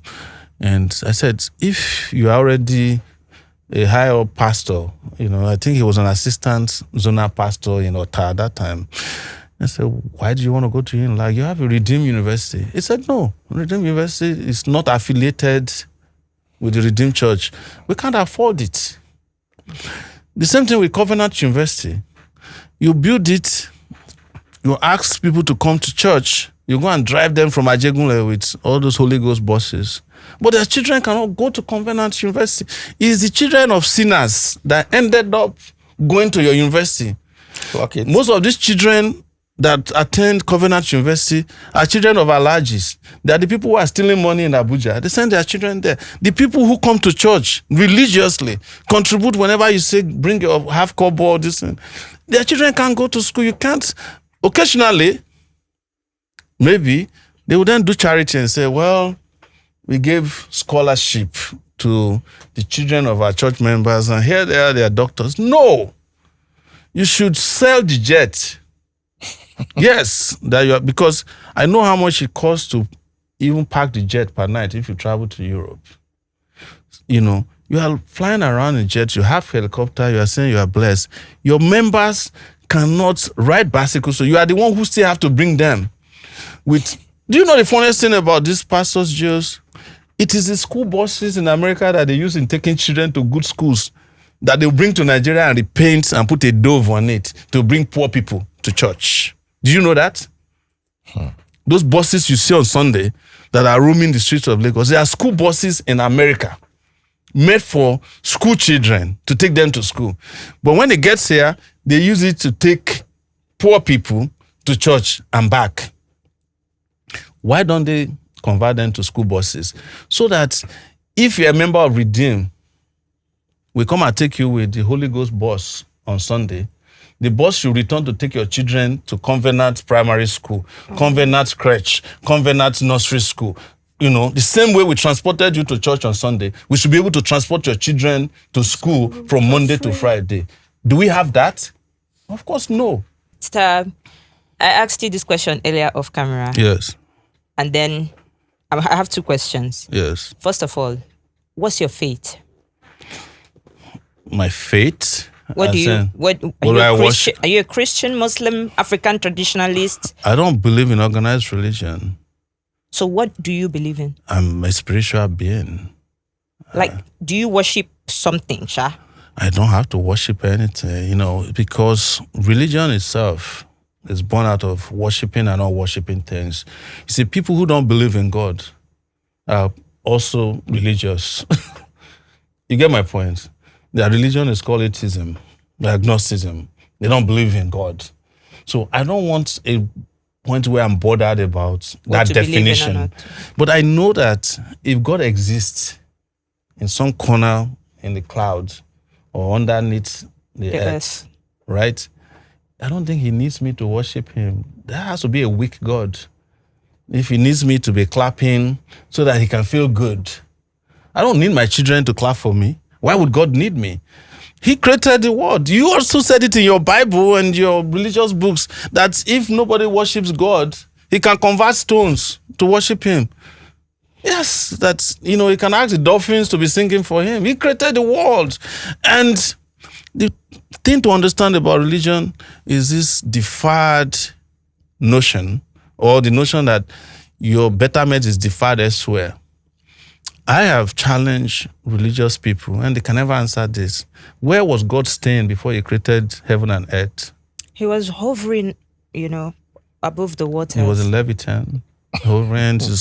Above which waters? And which That's water? what they wrote in Genesis. Yeah. So which You water? see, Is he it the said Atlantic Ocean or Before the He Pacific? created the earth, so the waters were where? Where? No, but the issue is we are not going Wait. to agree. She asked her No, question. we The are waters were where? See, but Hold on. Let me tell you something. We don't agree because we don't I share want the to same. I want to share something with Omoyele Sowore. Yes. Somebody challenged me once, a Christian, and said the theory of evolution and the Big Bang theory, and was punching out faults in it. Is Big Bang the Charles Darwin? There's Charles Darwin. Charles Darwin theory. is evolution and natural selection. And he was punching holes in it, blah, blah, blah, blah. And when he was done, he said, this shows that there's God. I said, okay, you can say there's God. But do you want to really bring up Genesis as an argument against evolution and the Big Bang theory? Really? God created the sun and the moon 4 days after He created night and day. As in, that's the account that we're going to sit down with and say, this is how the world was created. Come on, man. No, Daddy Free, you are using. See, we will never agree. Baba Show. The point, I think nobody should run away from a scientific conversation about whether God exists. Is or science not. bigger than God? Science has never failed to explain to us things that are scientific. You see, the reason most people believe there is God is that they don't know whether it's God or not. But they just have to believe that there's something that is controlling the universe. But let me tell you, if you fly on an aeroplane, the moment you get to 1,000 feet above ground, you don't see human beings anymore. You don't even see bicycles. Everything is Beautiful. And you haven't even gone to the space. None of us have been to the space. In the space, the Earth is just one of the several planetary bodies. Just like we see the moon. Geography. Yeah. So the question you Billions should ask yourself is that, so human beings, Billions because planets. of this, billions of solar systems. yes, Not It can even be planets. planets. No, you know what planets are? There are yes. 8 planets in our solar system. no, that solar system alone, there's billions. It's been detected by telescopes that some of the stars that are far from you are bigger than The Earth. the Earth. So, and there are billions of them in the galaxy Milky Way. And you've never been there before. You probably never get to it. Ever. So, and one of the things science taught us is that some of it is what they are using to scare. Religion also has, one of its powerful tools is fear. Just use fear to control you. Is that, for instance, as a geographer, I know that the world rotates on its axis. And it must rotate to the point that if it's faster, we will die. If it's slower, we will freeze to death. We will burn to death. So those things are scientific. That has been studied. There was a time before after the Bible was written that they would discover that the earth is not flat. It's spherical. Yes, it's round because of what scientists did. But what man has done is that whatever men or women or human beings cannot explain, they ascribe to a more powerful force. But why do you think bad things happen? You see, that exactly is why you should question the idea of God. But why does He allow bad things to happen? Isaiah 45:7. Why? I created both the good and the evil. Yes. So the bad things happen because even as human beings, we are a minute part of the earth. So as the earth is rotating, it doesn't care about you. We feel important because Hey, someone has said that to me. yes, the earth doesn't care about you. The earth is rotating. The earth has its own mechanics, It has its own electrical systems. So as it's rotating, bad things will happen to you because you don't own the earth owns you. You are just an occupant. You are not different from an ant in the eyes of the earth. Are you getting my point? There are several animals, plants that have gone extinct, over 4,000 of them that is known. Some also have come back. From You don't know where extinction. they come back from. And that is what you ascribe to God. Do you believe in reincarnation? Just No. as you said, come back. No, the only reincarnation I believed in is what I talked about yesterday. Of all the research that's been done about life and death, the one that is most genuine and scientific is that we have cosmic particles in our body. And the explanation is that we have come from the stars. And I've said it, when you die and I die, which is going to happen whether we like it or not, you are going to become matter. The first part is that the air you breathe will escape into the atmosphere. And then the next is that your body becomes a little bit solid until then you become, liquid. You will decay. And then your bones will become solid. That is solid state matter. But as for me, I think I will escape back to the cosmics. And every night you can come out and just look up to me because I'll be a star. An ancestor. Would that be? No, Would that be? I don't want to do ancestors' work after all this. I've already done enough. So you don't believe in reincarnation? No, I don't think there's reincarnation to the extent that somebody died and is opening doors because, your door was not properly fixed and but the wind is blowing it. You say it's your grandfather that is opening it. No. The moment we die, see, that is exactly the theory of the end of the world. The world will end, but it's not going to end according to what they taught you. The world ends the day you die. That's the end of the world. Because, some people would argue with you and say that, like, for example, I've heard several stories of people, maybe that their grandfathers died and they had probably like a mark, a very obvious mark, and then they come back. Maybe like a grandchild now comes back and has that same mark at the exact place. So how would you explain that? This very simple explanation for that is genetics.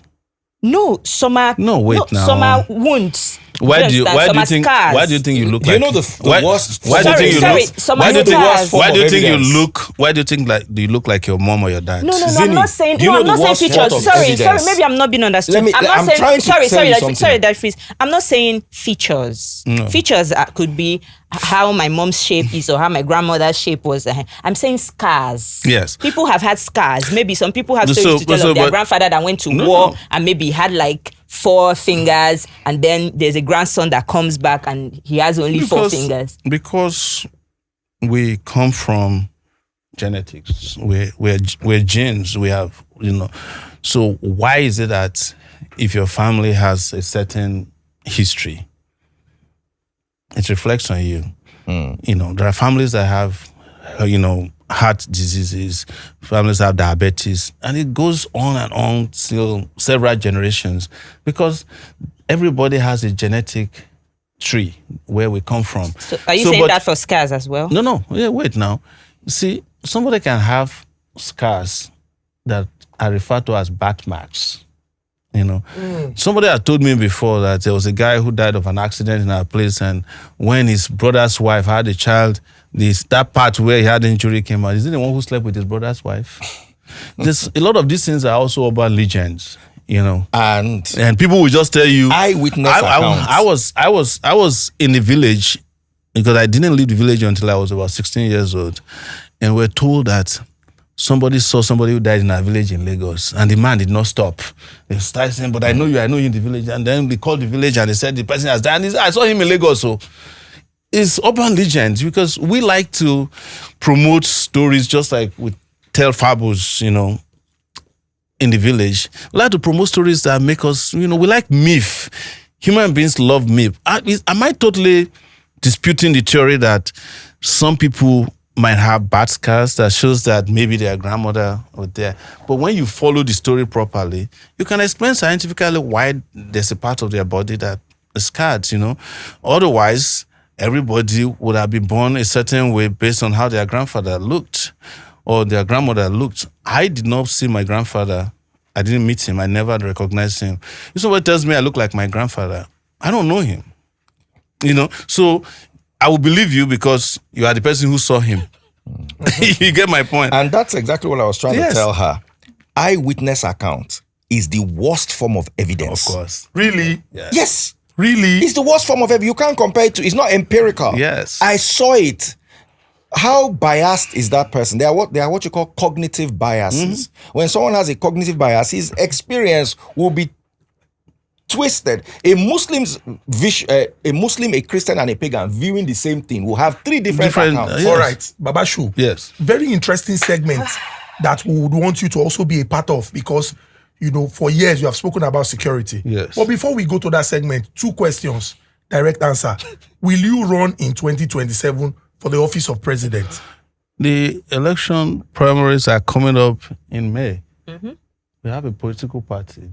Of course, I'm running. Okay. Yes. Now, do you trust the Independent National Electoral Commission to conduct credible elections in 2027? Of course, I don't. All right, let's hold it there. Yes. So this very segment is very important. In the history of our great country, Nigeria, there are examples of patriots that have given their all for our nation.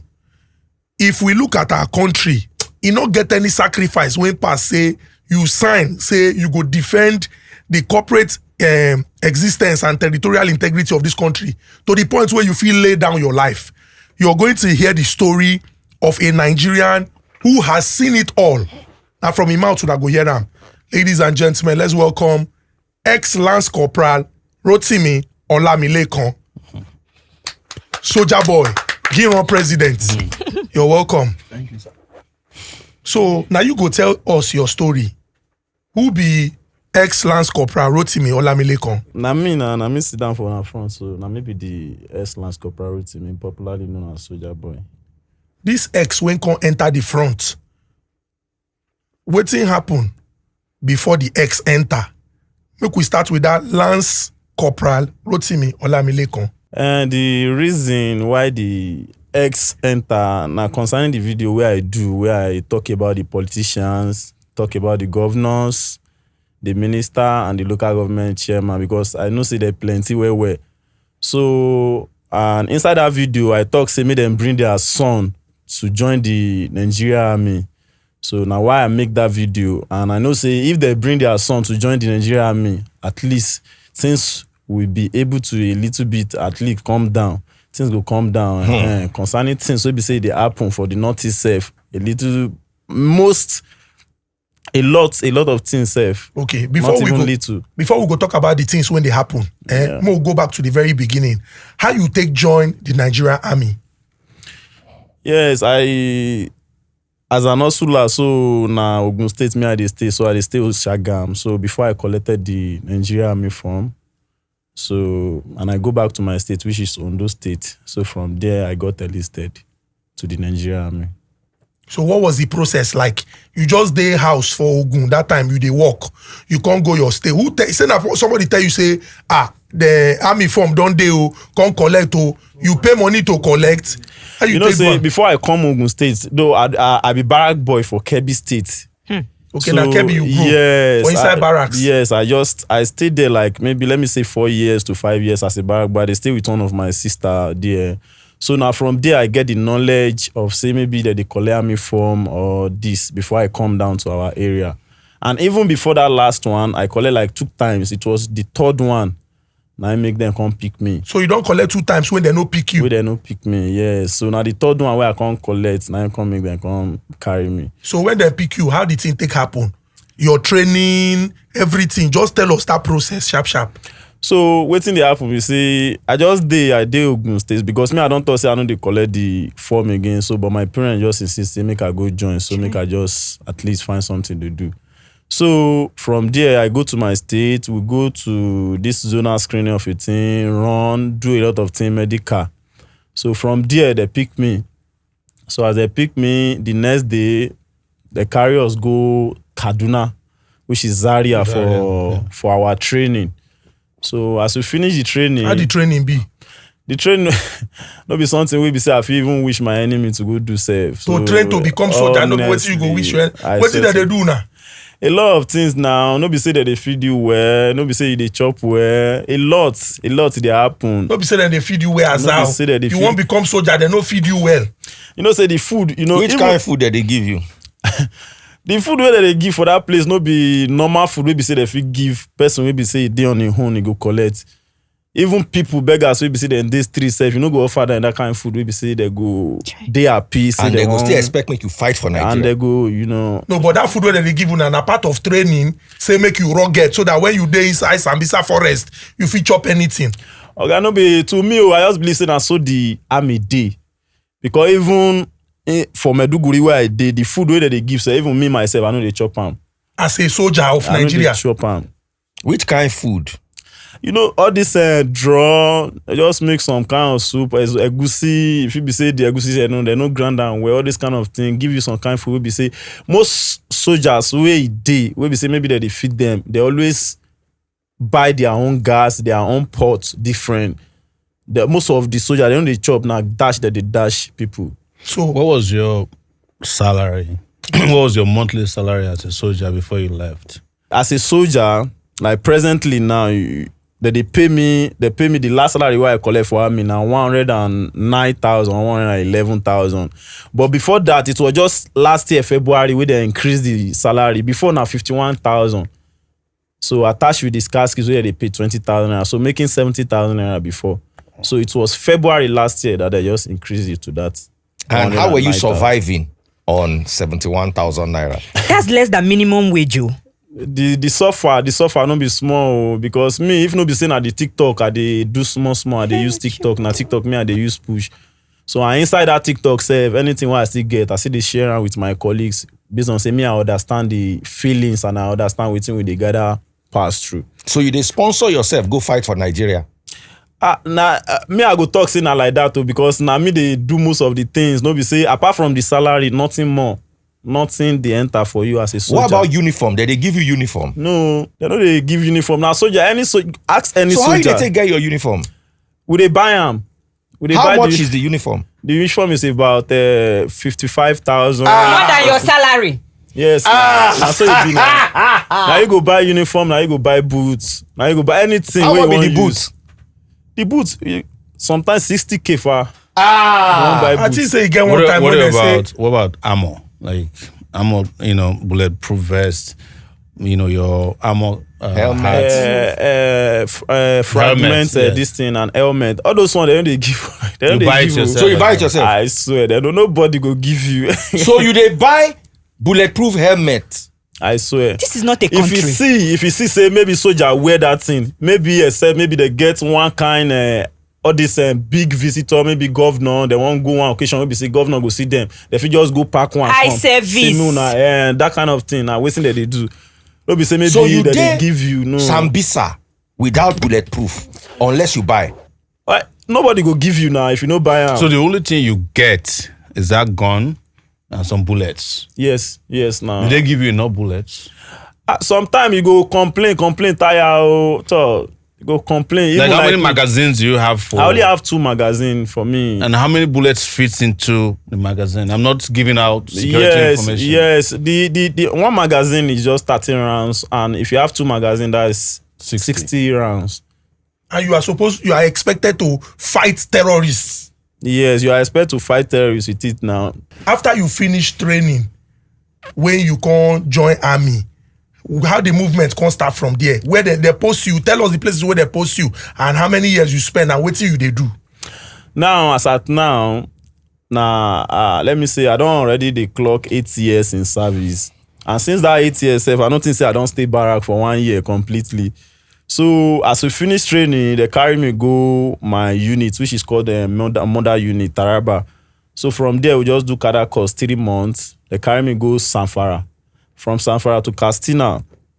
So Castina back to Sanfara again. They brought me back to unit. That unit, I not spent 6 months. They moved me to Jaji. From Jaji, they carry me come Meduguri. Chai. So that Meduguri now, I don't spend about 4 years, 9 months now for Meduguri. And they tell us, say, yes, now 2 years, now you go use. Before they rotate you. Before they go rotate you. So me, I don't do double year. I don't do the 3rd this thing again. Into your 5th year, let's into say. my hair. So 50 years, almost 5 years where I don't spend for Meduguri. So tell us the things when your eyes see for Meduguri, because for the video you talk say your friends and just waiting be the things where your eyes see for Meduguri. A lot because again one incident we happen like that. We touch me well. So that guy na my mate is called Promise. So within just 2 months we will get to that location. We lost that guy inside this, say location where you go there. When I go there, expect maybe Boko Haram come, or in case maybe Boko Haram won't enter that village. Now I just they like bulletproof to the villagers. You understand? Like as I be soldier now, Yes. as you ask me about the elements and all these fragments, now the element and the fragment I wanna be to the villagers, because if anything they There come was like now, a buffer yes, now between cover. them. Yes. So if anything they happen, now you go first meet Without bulletproof. So with we won't give you now. We won't give you. So before you go get before they go penetrate inside the village. So through that, they kill one of my mates, which is called Promise. They kill him. So even that issue pay me so much. Sometimes they will come pursue soldiers or trench. They'll pursue Boko Haram they'll pursue soldiers For the trenches where una for the dig, where una trenches. dey. So would they day? They go come pursue They una. go pursue so. Not be only that one small now. What of this lodge? Pursue all soldiers come out for the location. You know, go see any soldiers. if Boko Haram go come pursue. if they How pursue they do now, am? sorry, if they pursue now, they will come dead there. If they pursue Boko Haram, sometimes they did that location, they go mount the location. Now no go fit collect them back. Except maybe they get some reinforcements again. Maybe say they come fight that battle to pursue them. So another question is, we always say about area cover.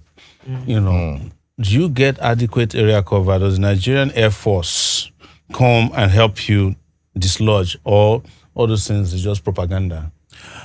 No, to me, since I the fight, I never see Jets. jets. Me come help us. I swear to God, because anything with me I dey talk, I no be say course. I dey talk am because of a hair. So, but anything me I never ever fight for once. Make Jet come Make provide I see area cover for you. Jets come there, come pursue. I never see that one. I Never want see am. I want to ask you a question. It gets one time where one of the big wigs in Nigerian army, big soldier, where be say they kill him. They call for cover. So you feel say some of una or gas that time, they really no get on an interest at heart. Now them they scatter things. You feel say then they work with these people when they fight with. Please come again with that your questions. So you get one story of one of on a general when they battlefield. Yes. We be say when the Boko Haram people or terrorist people they come, you can't they call. You don't dey for place when they safe. We be say nobody go see them. You can't they call for help. Yeah? Yes. You don't tell them where in the na in the terrorists come meet them there. Cut in head commands. Waiting I want ask be say, you think say he get some of a big guys when they office where be say them and the terrorists they hand in hand they work. So waiting me I go fit talk concerning this issue be say, say that issue I see the matter for online, and but waiting me I go fit talk be say I no go fit tell you say e get one person where they work with them and be like this, but how the message where then say the message is send down for person. So definitely something is phishing. Because I also want for the message to come out and people to know that kind of, because I know say no be saying na Boko Haram in call now. Now and so he he call office. So there's definitely something is phishing. what are your thoughts? Well, that particular situation is very, very strange, considering that the guy was a brigadier general. And the brigadier general in the army is supposed to command at least 5,000 soldiers. How did the guy end up all alone to the point that his 5,000 soldiers were scattered and he was captured just like a chicken? And the investigation that I saw was done was that he was sending WhatsApp messages to even did a video call to people and say, this is my location. And instead of the Nigerian army to go to the location and rescue him, it was Boko Haram that came here. So somebody must have given him away, his location away, and said, look, this guy was so location. The other part that is still strange to tomorrow is that they haven't been able to tell us if they recovered his body. Oh, it was just his head that was sent. We don't even know if they recovered the heads. It just went mute. Just like nobody has ever told us till today, when America came to bomb Sokoto, what happened there. The Nigerian army has never spoken about it. We don't have any videos, whether the bomb killed anybody or it just fell in the wrong place like it did in Kwara State. So part of the problem is that there's no accountability from the top. And there's massive corruption. The biggest problem with the armed forces is, of course, leadership. And then there's corruption. If you go to Abuja, some of the biggest estates are owned by these army generals. And they get the money from war. So generally they don't want the war to end because it's a source of wealth. You know, these guys, sorry, and I love what you did in calling on them to send their children to join the army. That's a standard thing to do, even in advanced countries. Even the royal family must go and serve. Yes, William and Harry went into the army. Now, even in the US, people are calling for Baron, Donald Trump's son, to go and fight in Iran so that they will know what war looks like. So I love what you did, and I'm sure your voice was amplified on Sahara Reporters. So I think the video you did was amplified. And I love your courage just to say, I'm happy to meet you. I respect what you did. We need more people like you. And we must continue, Nigerians, to protect people like this. You know, what he has told you that you didn't pick here is that technology was central to his survival. He was doing TikTok videos as a means of generating funding. To even help his and colleagues. helping his colleague. Whereas Nigeria is making millions, and especially since the Iran war started, prices of crude has gone to about 113 dollars per barrel. Nobody is talking about how that money is going to be spent to support soldiers who are dying. It just look like you guys are the people they call Sufayo in Nigeria. Just put you, if you die, you die. If you don't die, you know.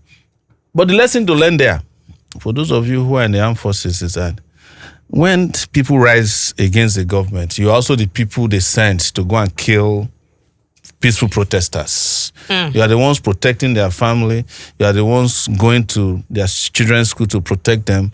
But you have not thought about it, that you can also protect the people or support them when there's an uprising. And I know that they'll say that I'm calling for a military uprising in Nigeria. That's not what I'm calling for.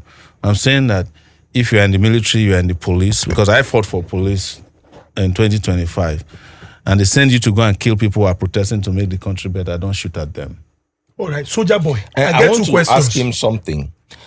When you shot that video, what now happened? Just take us through Your the story. experience. And when the video was last year, when I do the video, even myself, I don't know, say, now out of frustration, the way people, they sabotage the work, and way me, I did inside the bush for over 4 years. So, and the way my colleagues, they die every day by day, even though they tell me I talk about, I say, talk, wait till I want to talk. So I did that video last year. So this year, I did my location, that was February 10. So on 11, so they now call me that my CO is looking for me, my commanding officer. So before you know, so I go to our headquarters, which is battalion, because I'm under battalion. And that battalion, in that same location, we still have another brigade, because battalion is always under brigade. So my CO now use his own personal vehicle. I was like, what have I done wrong? So he can't use his own motor carry me go our brigade. He said that they look for me for brigade. So as I reached brigade, I was like, wait till I do this one where they find me. I don't buy job. So as I reached the call chief of staff we did there, which is Corner Sonny. So now so him come, he say, now the soldier be this. Say, yes, sir. He say, me then disarm me. I swear to God. I say me they disarm me. This thing they shock me like, wait till I do. I don't commit. So they collect my weapon. So after that, you can't call the MP. Say me the MP, me handcuff me. That's the military police. Yeah, the military police. So he called the military police to handcuff me, both leg and hand. So immediately I found the fear, say, what I do? I don't go pull hand for waiting, because I just imagine, say, what if you do? So now so they go keep me inside guard room, inside that bush, they keep me inside guard room there. So I can't beg the man, say, I beg, make him help me even try find out what I do. So till the next day, that's why I sleep with handcuff for hand and leg, till the next day. So the next morning, so I don't know, say they prepare to carry me go Meduguri, because I already mentioned, say, na inside bush with day. So the 7th diff, they inside town. So now the other come they tell me say I say na social media, say they say I violate social media, say they talk about. I say okay. Say okay if now that one.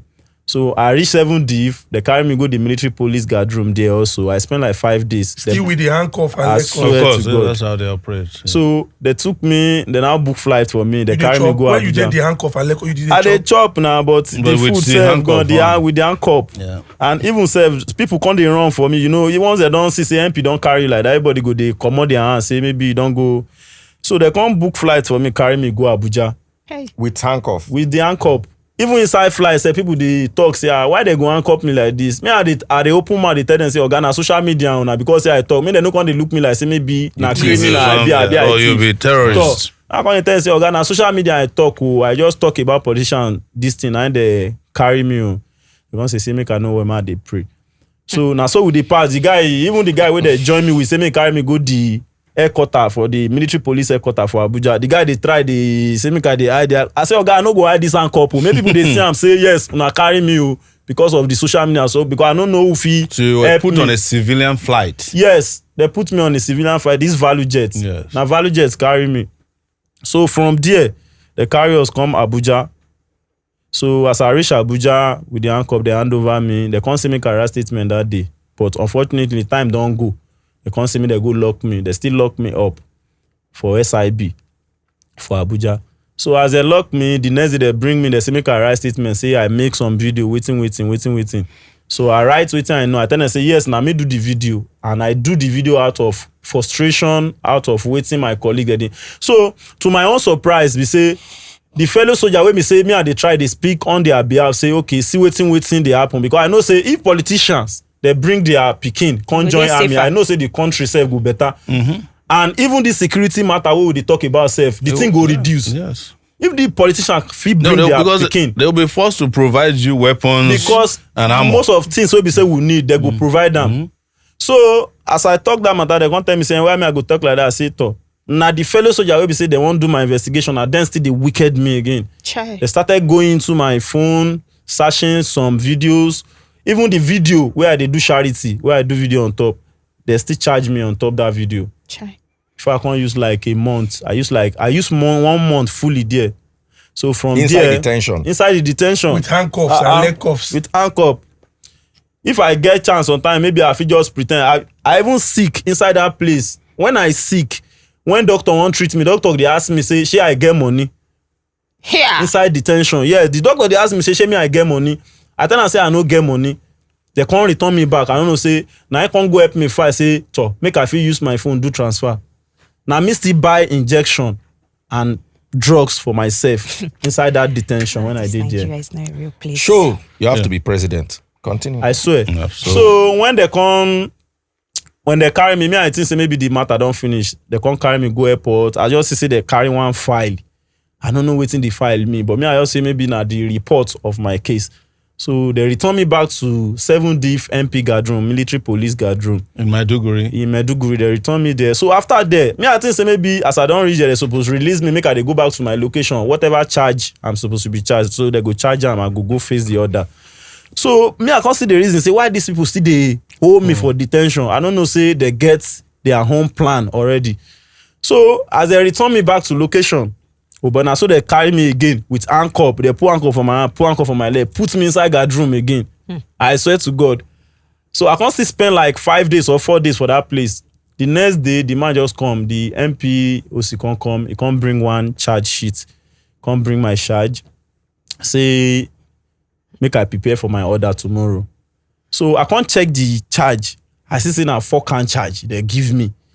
This 4 can charge, 2 not the same. 2 not the same. It can't be 1. It just be like 2 now. One when they duplicate. Like now. That's how they design. Yes, criminal they do the charge into 4 places. Disobedient to standing order 2. How na go charge me disobedient to standing order for 2 places?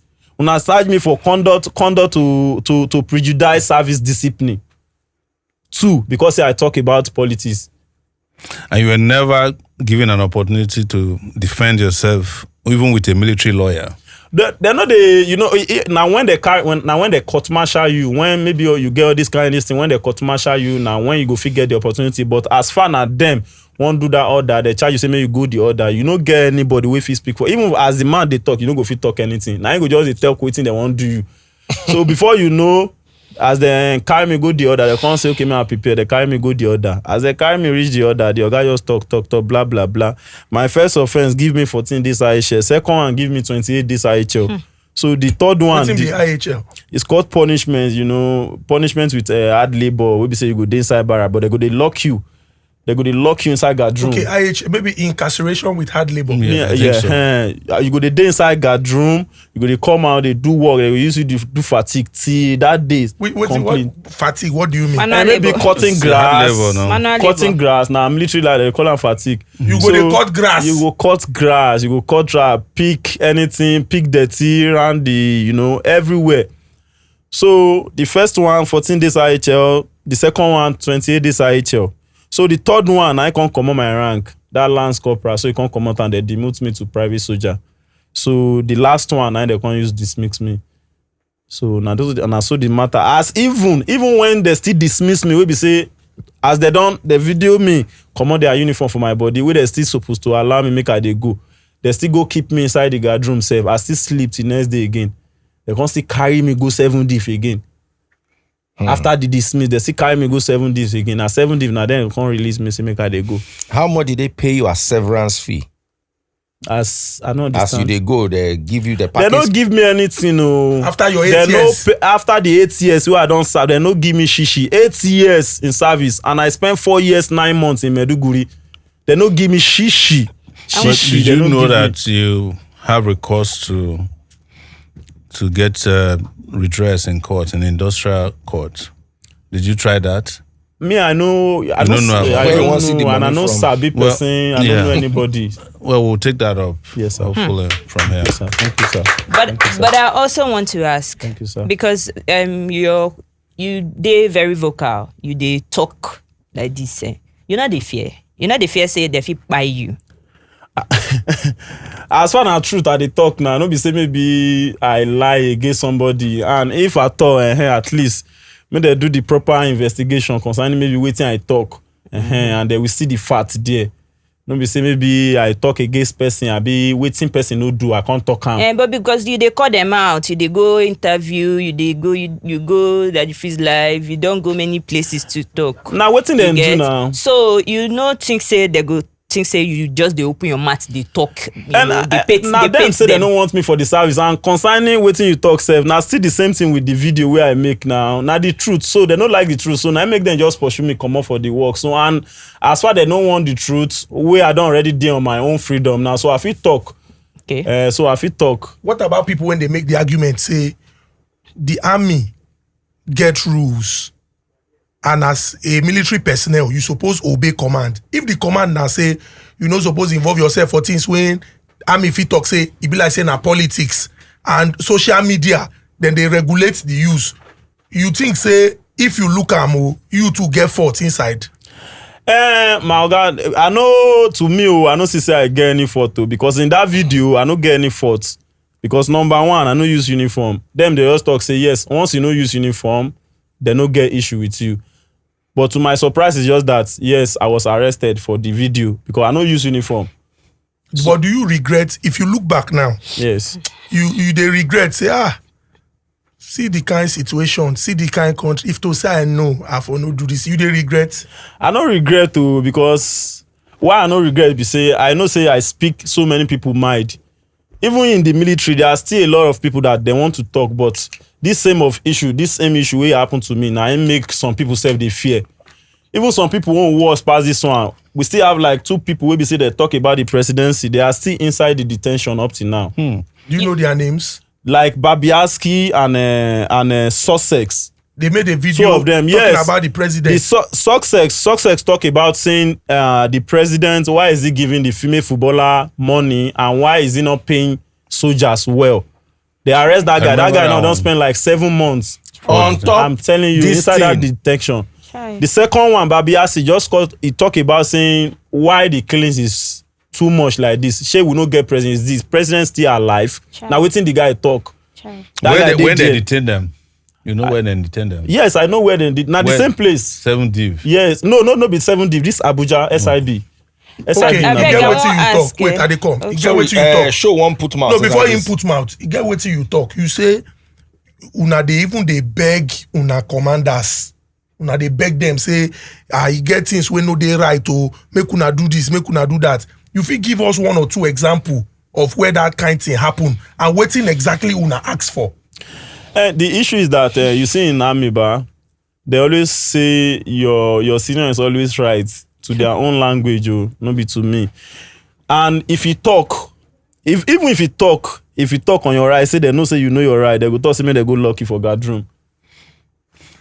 Even for our food, wey be say I talk about, if you complain about food now, talk say this food is not this thing, they go find you. Even if you no do am directly, they go come dey find way. Wey be say they go dey send some soldiers. Wey be say they senior you, they go dey follow you up. If you do small thing. How many times una dey chop a day? Na 3 times that they bring food.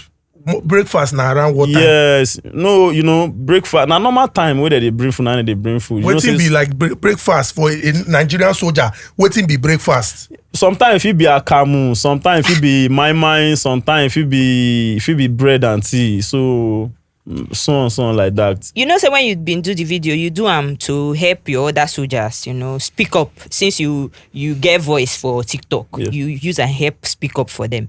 Those people where you speak up for, do you think they are worth it? You think say they really worth that risk where you take? The fact is that them worth it, but some no worth them. Some know what and why I say some know what and be say inside this situation when they arrest me, I dey inside guard be say some of them self upon say they know the main issue that brought me to that detention, they still keep acting to me like maybe I've committed, maybe I've raped or I've steal. You don't understand? There's some of they run, that they avoid me. Baba Sowore, a soldier, a Nigerian soldier, given what he told us, his last salary, 109,000, 111,000. Somebody who is supposed to protect the corporate existence and territorial integrity of this country that earns that amount. Do we expect optimum performance from such a person? Never. And in 2023, my prescription for minimum wage for soldiers, security officers, and teachers in particular is 250,000 starting salary. I even think that is unfair. And it's a fact that is even less than $200 a month. But considering our circumstances, they always claim financial, we can start paying them. We shouldn't be paying less than 500,000 naira minimum wage to a person who is going to sacrifice his life, and that you provide them with armor, provide them with enough, ammunition, and you give them life insurance in case they die. Their families can cash out; they can cash that check, and also when people leave the army, they should be able to get some incentive to go back to school or start a business. These are things that should happen to soldiers. If you know how much these guys take home, an average senator in Nigeria is earning 30 million naira per month. Yes.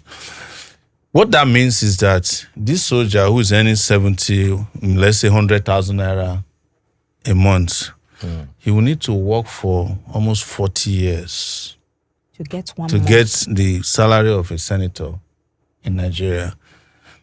This is not, I didn't make this up. And you have not added to the incentives they get. If you're a member of certain committees, in the upstream or downstream, whichever stream they do, they still get money. Anybody who goes to the Nigerian Senate to ask for approval of their budget, they must collect money from you, extort. That's why these guys, I'm telling you, this country has to revolt against this order. There's no other way out of the situation we found ourselves now. And you have heard the story. If I was the one who told you this story, you say, oh man, Sowore has come again. But this is a soldier who has been risking his life for the country so that we don't lose our territory to terrorists. They get sacked, they get killed, nothing happened to them. He has not told you that there are soldiers who cannot even find enough money to transport themselves back from Maiduguri whenever they are given a pass. They don't have enough money to transport themselves. to come and visit their families because of they have to fend for themselves. They don't have hospitals for them. They don't have schools for their children. They just treat these guys as slaves in this country, and we all have a right to reject that. That's why I said I align with him that every politician should send their child to go and fight, and you see that before you know it, they'll start providing the basic needs. necessities. They will ensure that their children don't die. I remember when I was still covering Boko Haram a lot, and they shot Obasanjo's son in the buttock. Immediately, he was given the best treatment because his father was, of course, on the phone with all the authorities in charge. But when you hear that they shoot other soldiers, sometimes you've seen the videos when they shoot soldiers, nothing happens.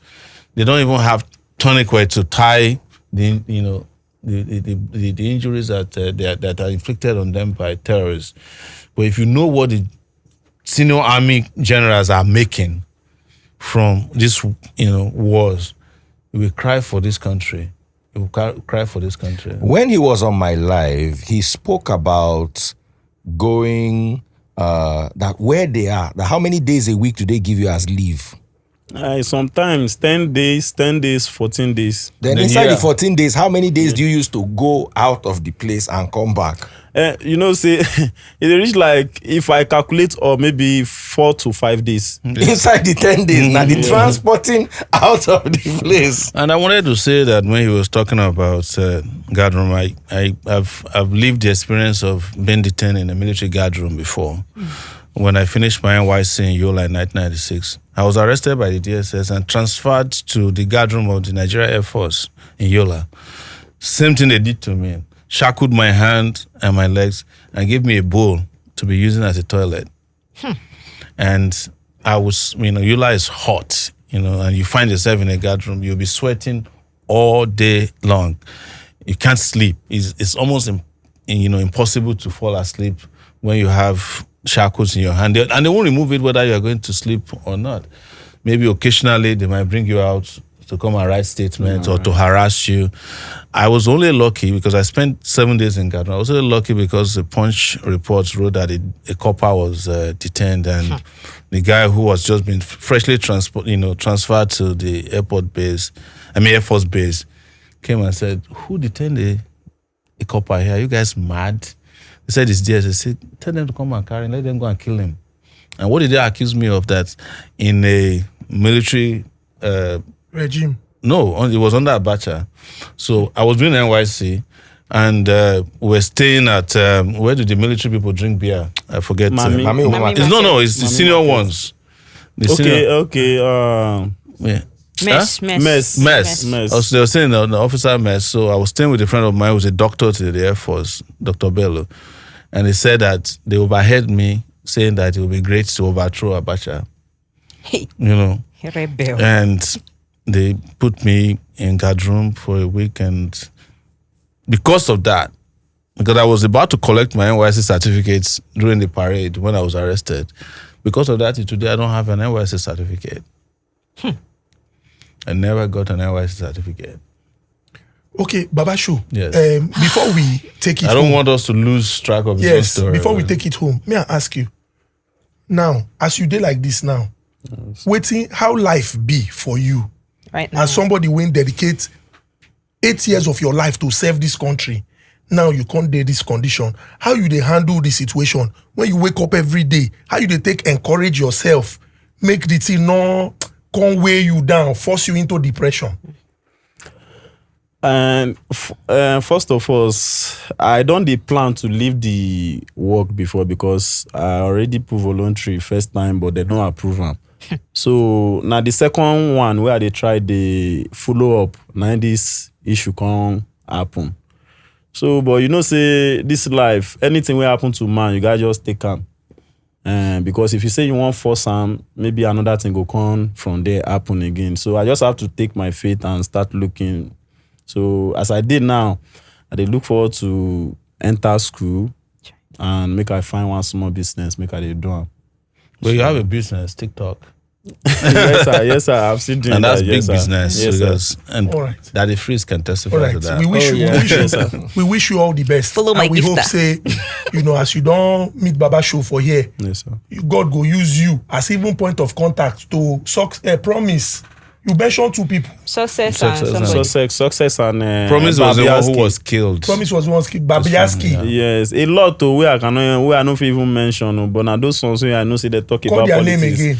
Babiaski and Success. Yes. Then they in detention today Yes. because of video when they make. I swear. No problem. Anything when concern say make Baba as Baba Show dey here, say you don't. So let's take this home. Baba Show, before Sojaboi joined us, you said you are running for president in 2027. You also mentioned that you don't believe INEC is capable of conducting credible elections. If you are running in that election and you don't believe that INEC can conduct credible election, Why is you it not a roundabout situation? It's Where do not. we go from here? See, the reason we participate in the political process is that we, when it's necessary, bring democracy to the process. So winning is not all the time about just winning elections. It's about forcing revolutionary change on the system. In the US, the man that just recently died, Jesse Jackson, was the first black person to run for president under the Democratic Party. But it was that attempt that prepared the way for an Obama to become president. I'm not going to wait for another person to become president, but the reason we participate is that we believe, our political party and our movement, that's African Action Congress and the Take It Back movement, that the liberation of Nigeria would depend on winning by ballots on the barricades. And this is part of the mobilization for it. Sometimes the people also have to know that their efforts is being thwarted enough for them to rise and take down the system that has enslaved them. I hope you understand. Yeah, very well my breaking understood. this down to you. But if we have free and fair election, I can guarantee you that there's no way Tinubu can defeat me in an election.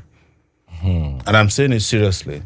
If the elections are open, transparent, because when we talk about election, it's not just waiting for the election day alone. We have to do debates. People have to, do you know that in this country, we are going into election, there's no provision by any media house to interview Tinubu. Not even his own media house. He will not attend to any interview. But in democratic societies... I love that debate you're talking about. Yes. Do you remember Olufalaye versus Obasanjo? And Yes. Obasanjo did not show up for the debate. Exactly. So, but in democracy, even Donald Trump, as hot-headed as he is, He has to he go was forced to go to 3 universities to go and debate. He had to debate everybody they were doing primaries together and then debate against the real opponent from the Democratic Party. And sometimes they have a third party that's standing there on the podium. And when the public listen to these ideas, they can tell that there's no comparison between me and these recycled politicians who have been taking this country for a ride for the longest time possible. And then the people can then decide to vote in election. If we then lose under those circumstances, we are at liberty to congratulate the winner. All right. Yes. Baba Show, thank you so much for giving us a great show. You are somebody who, from your history, particular about a better and prosperous Nigeria.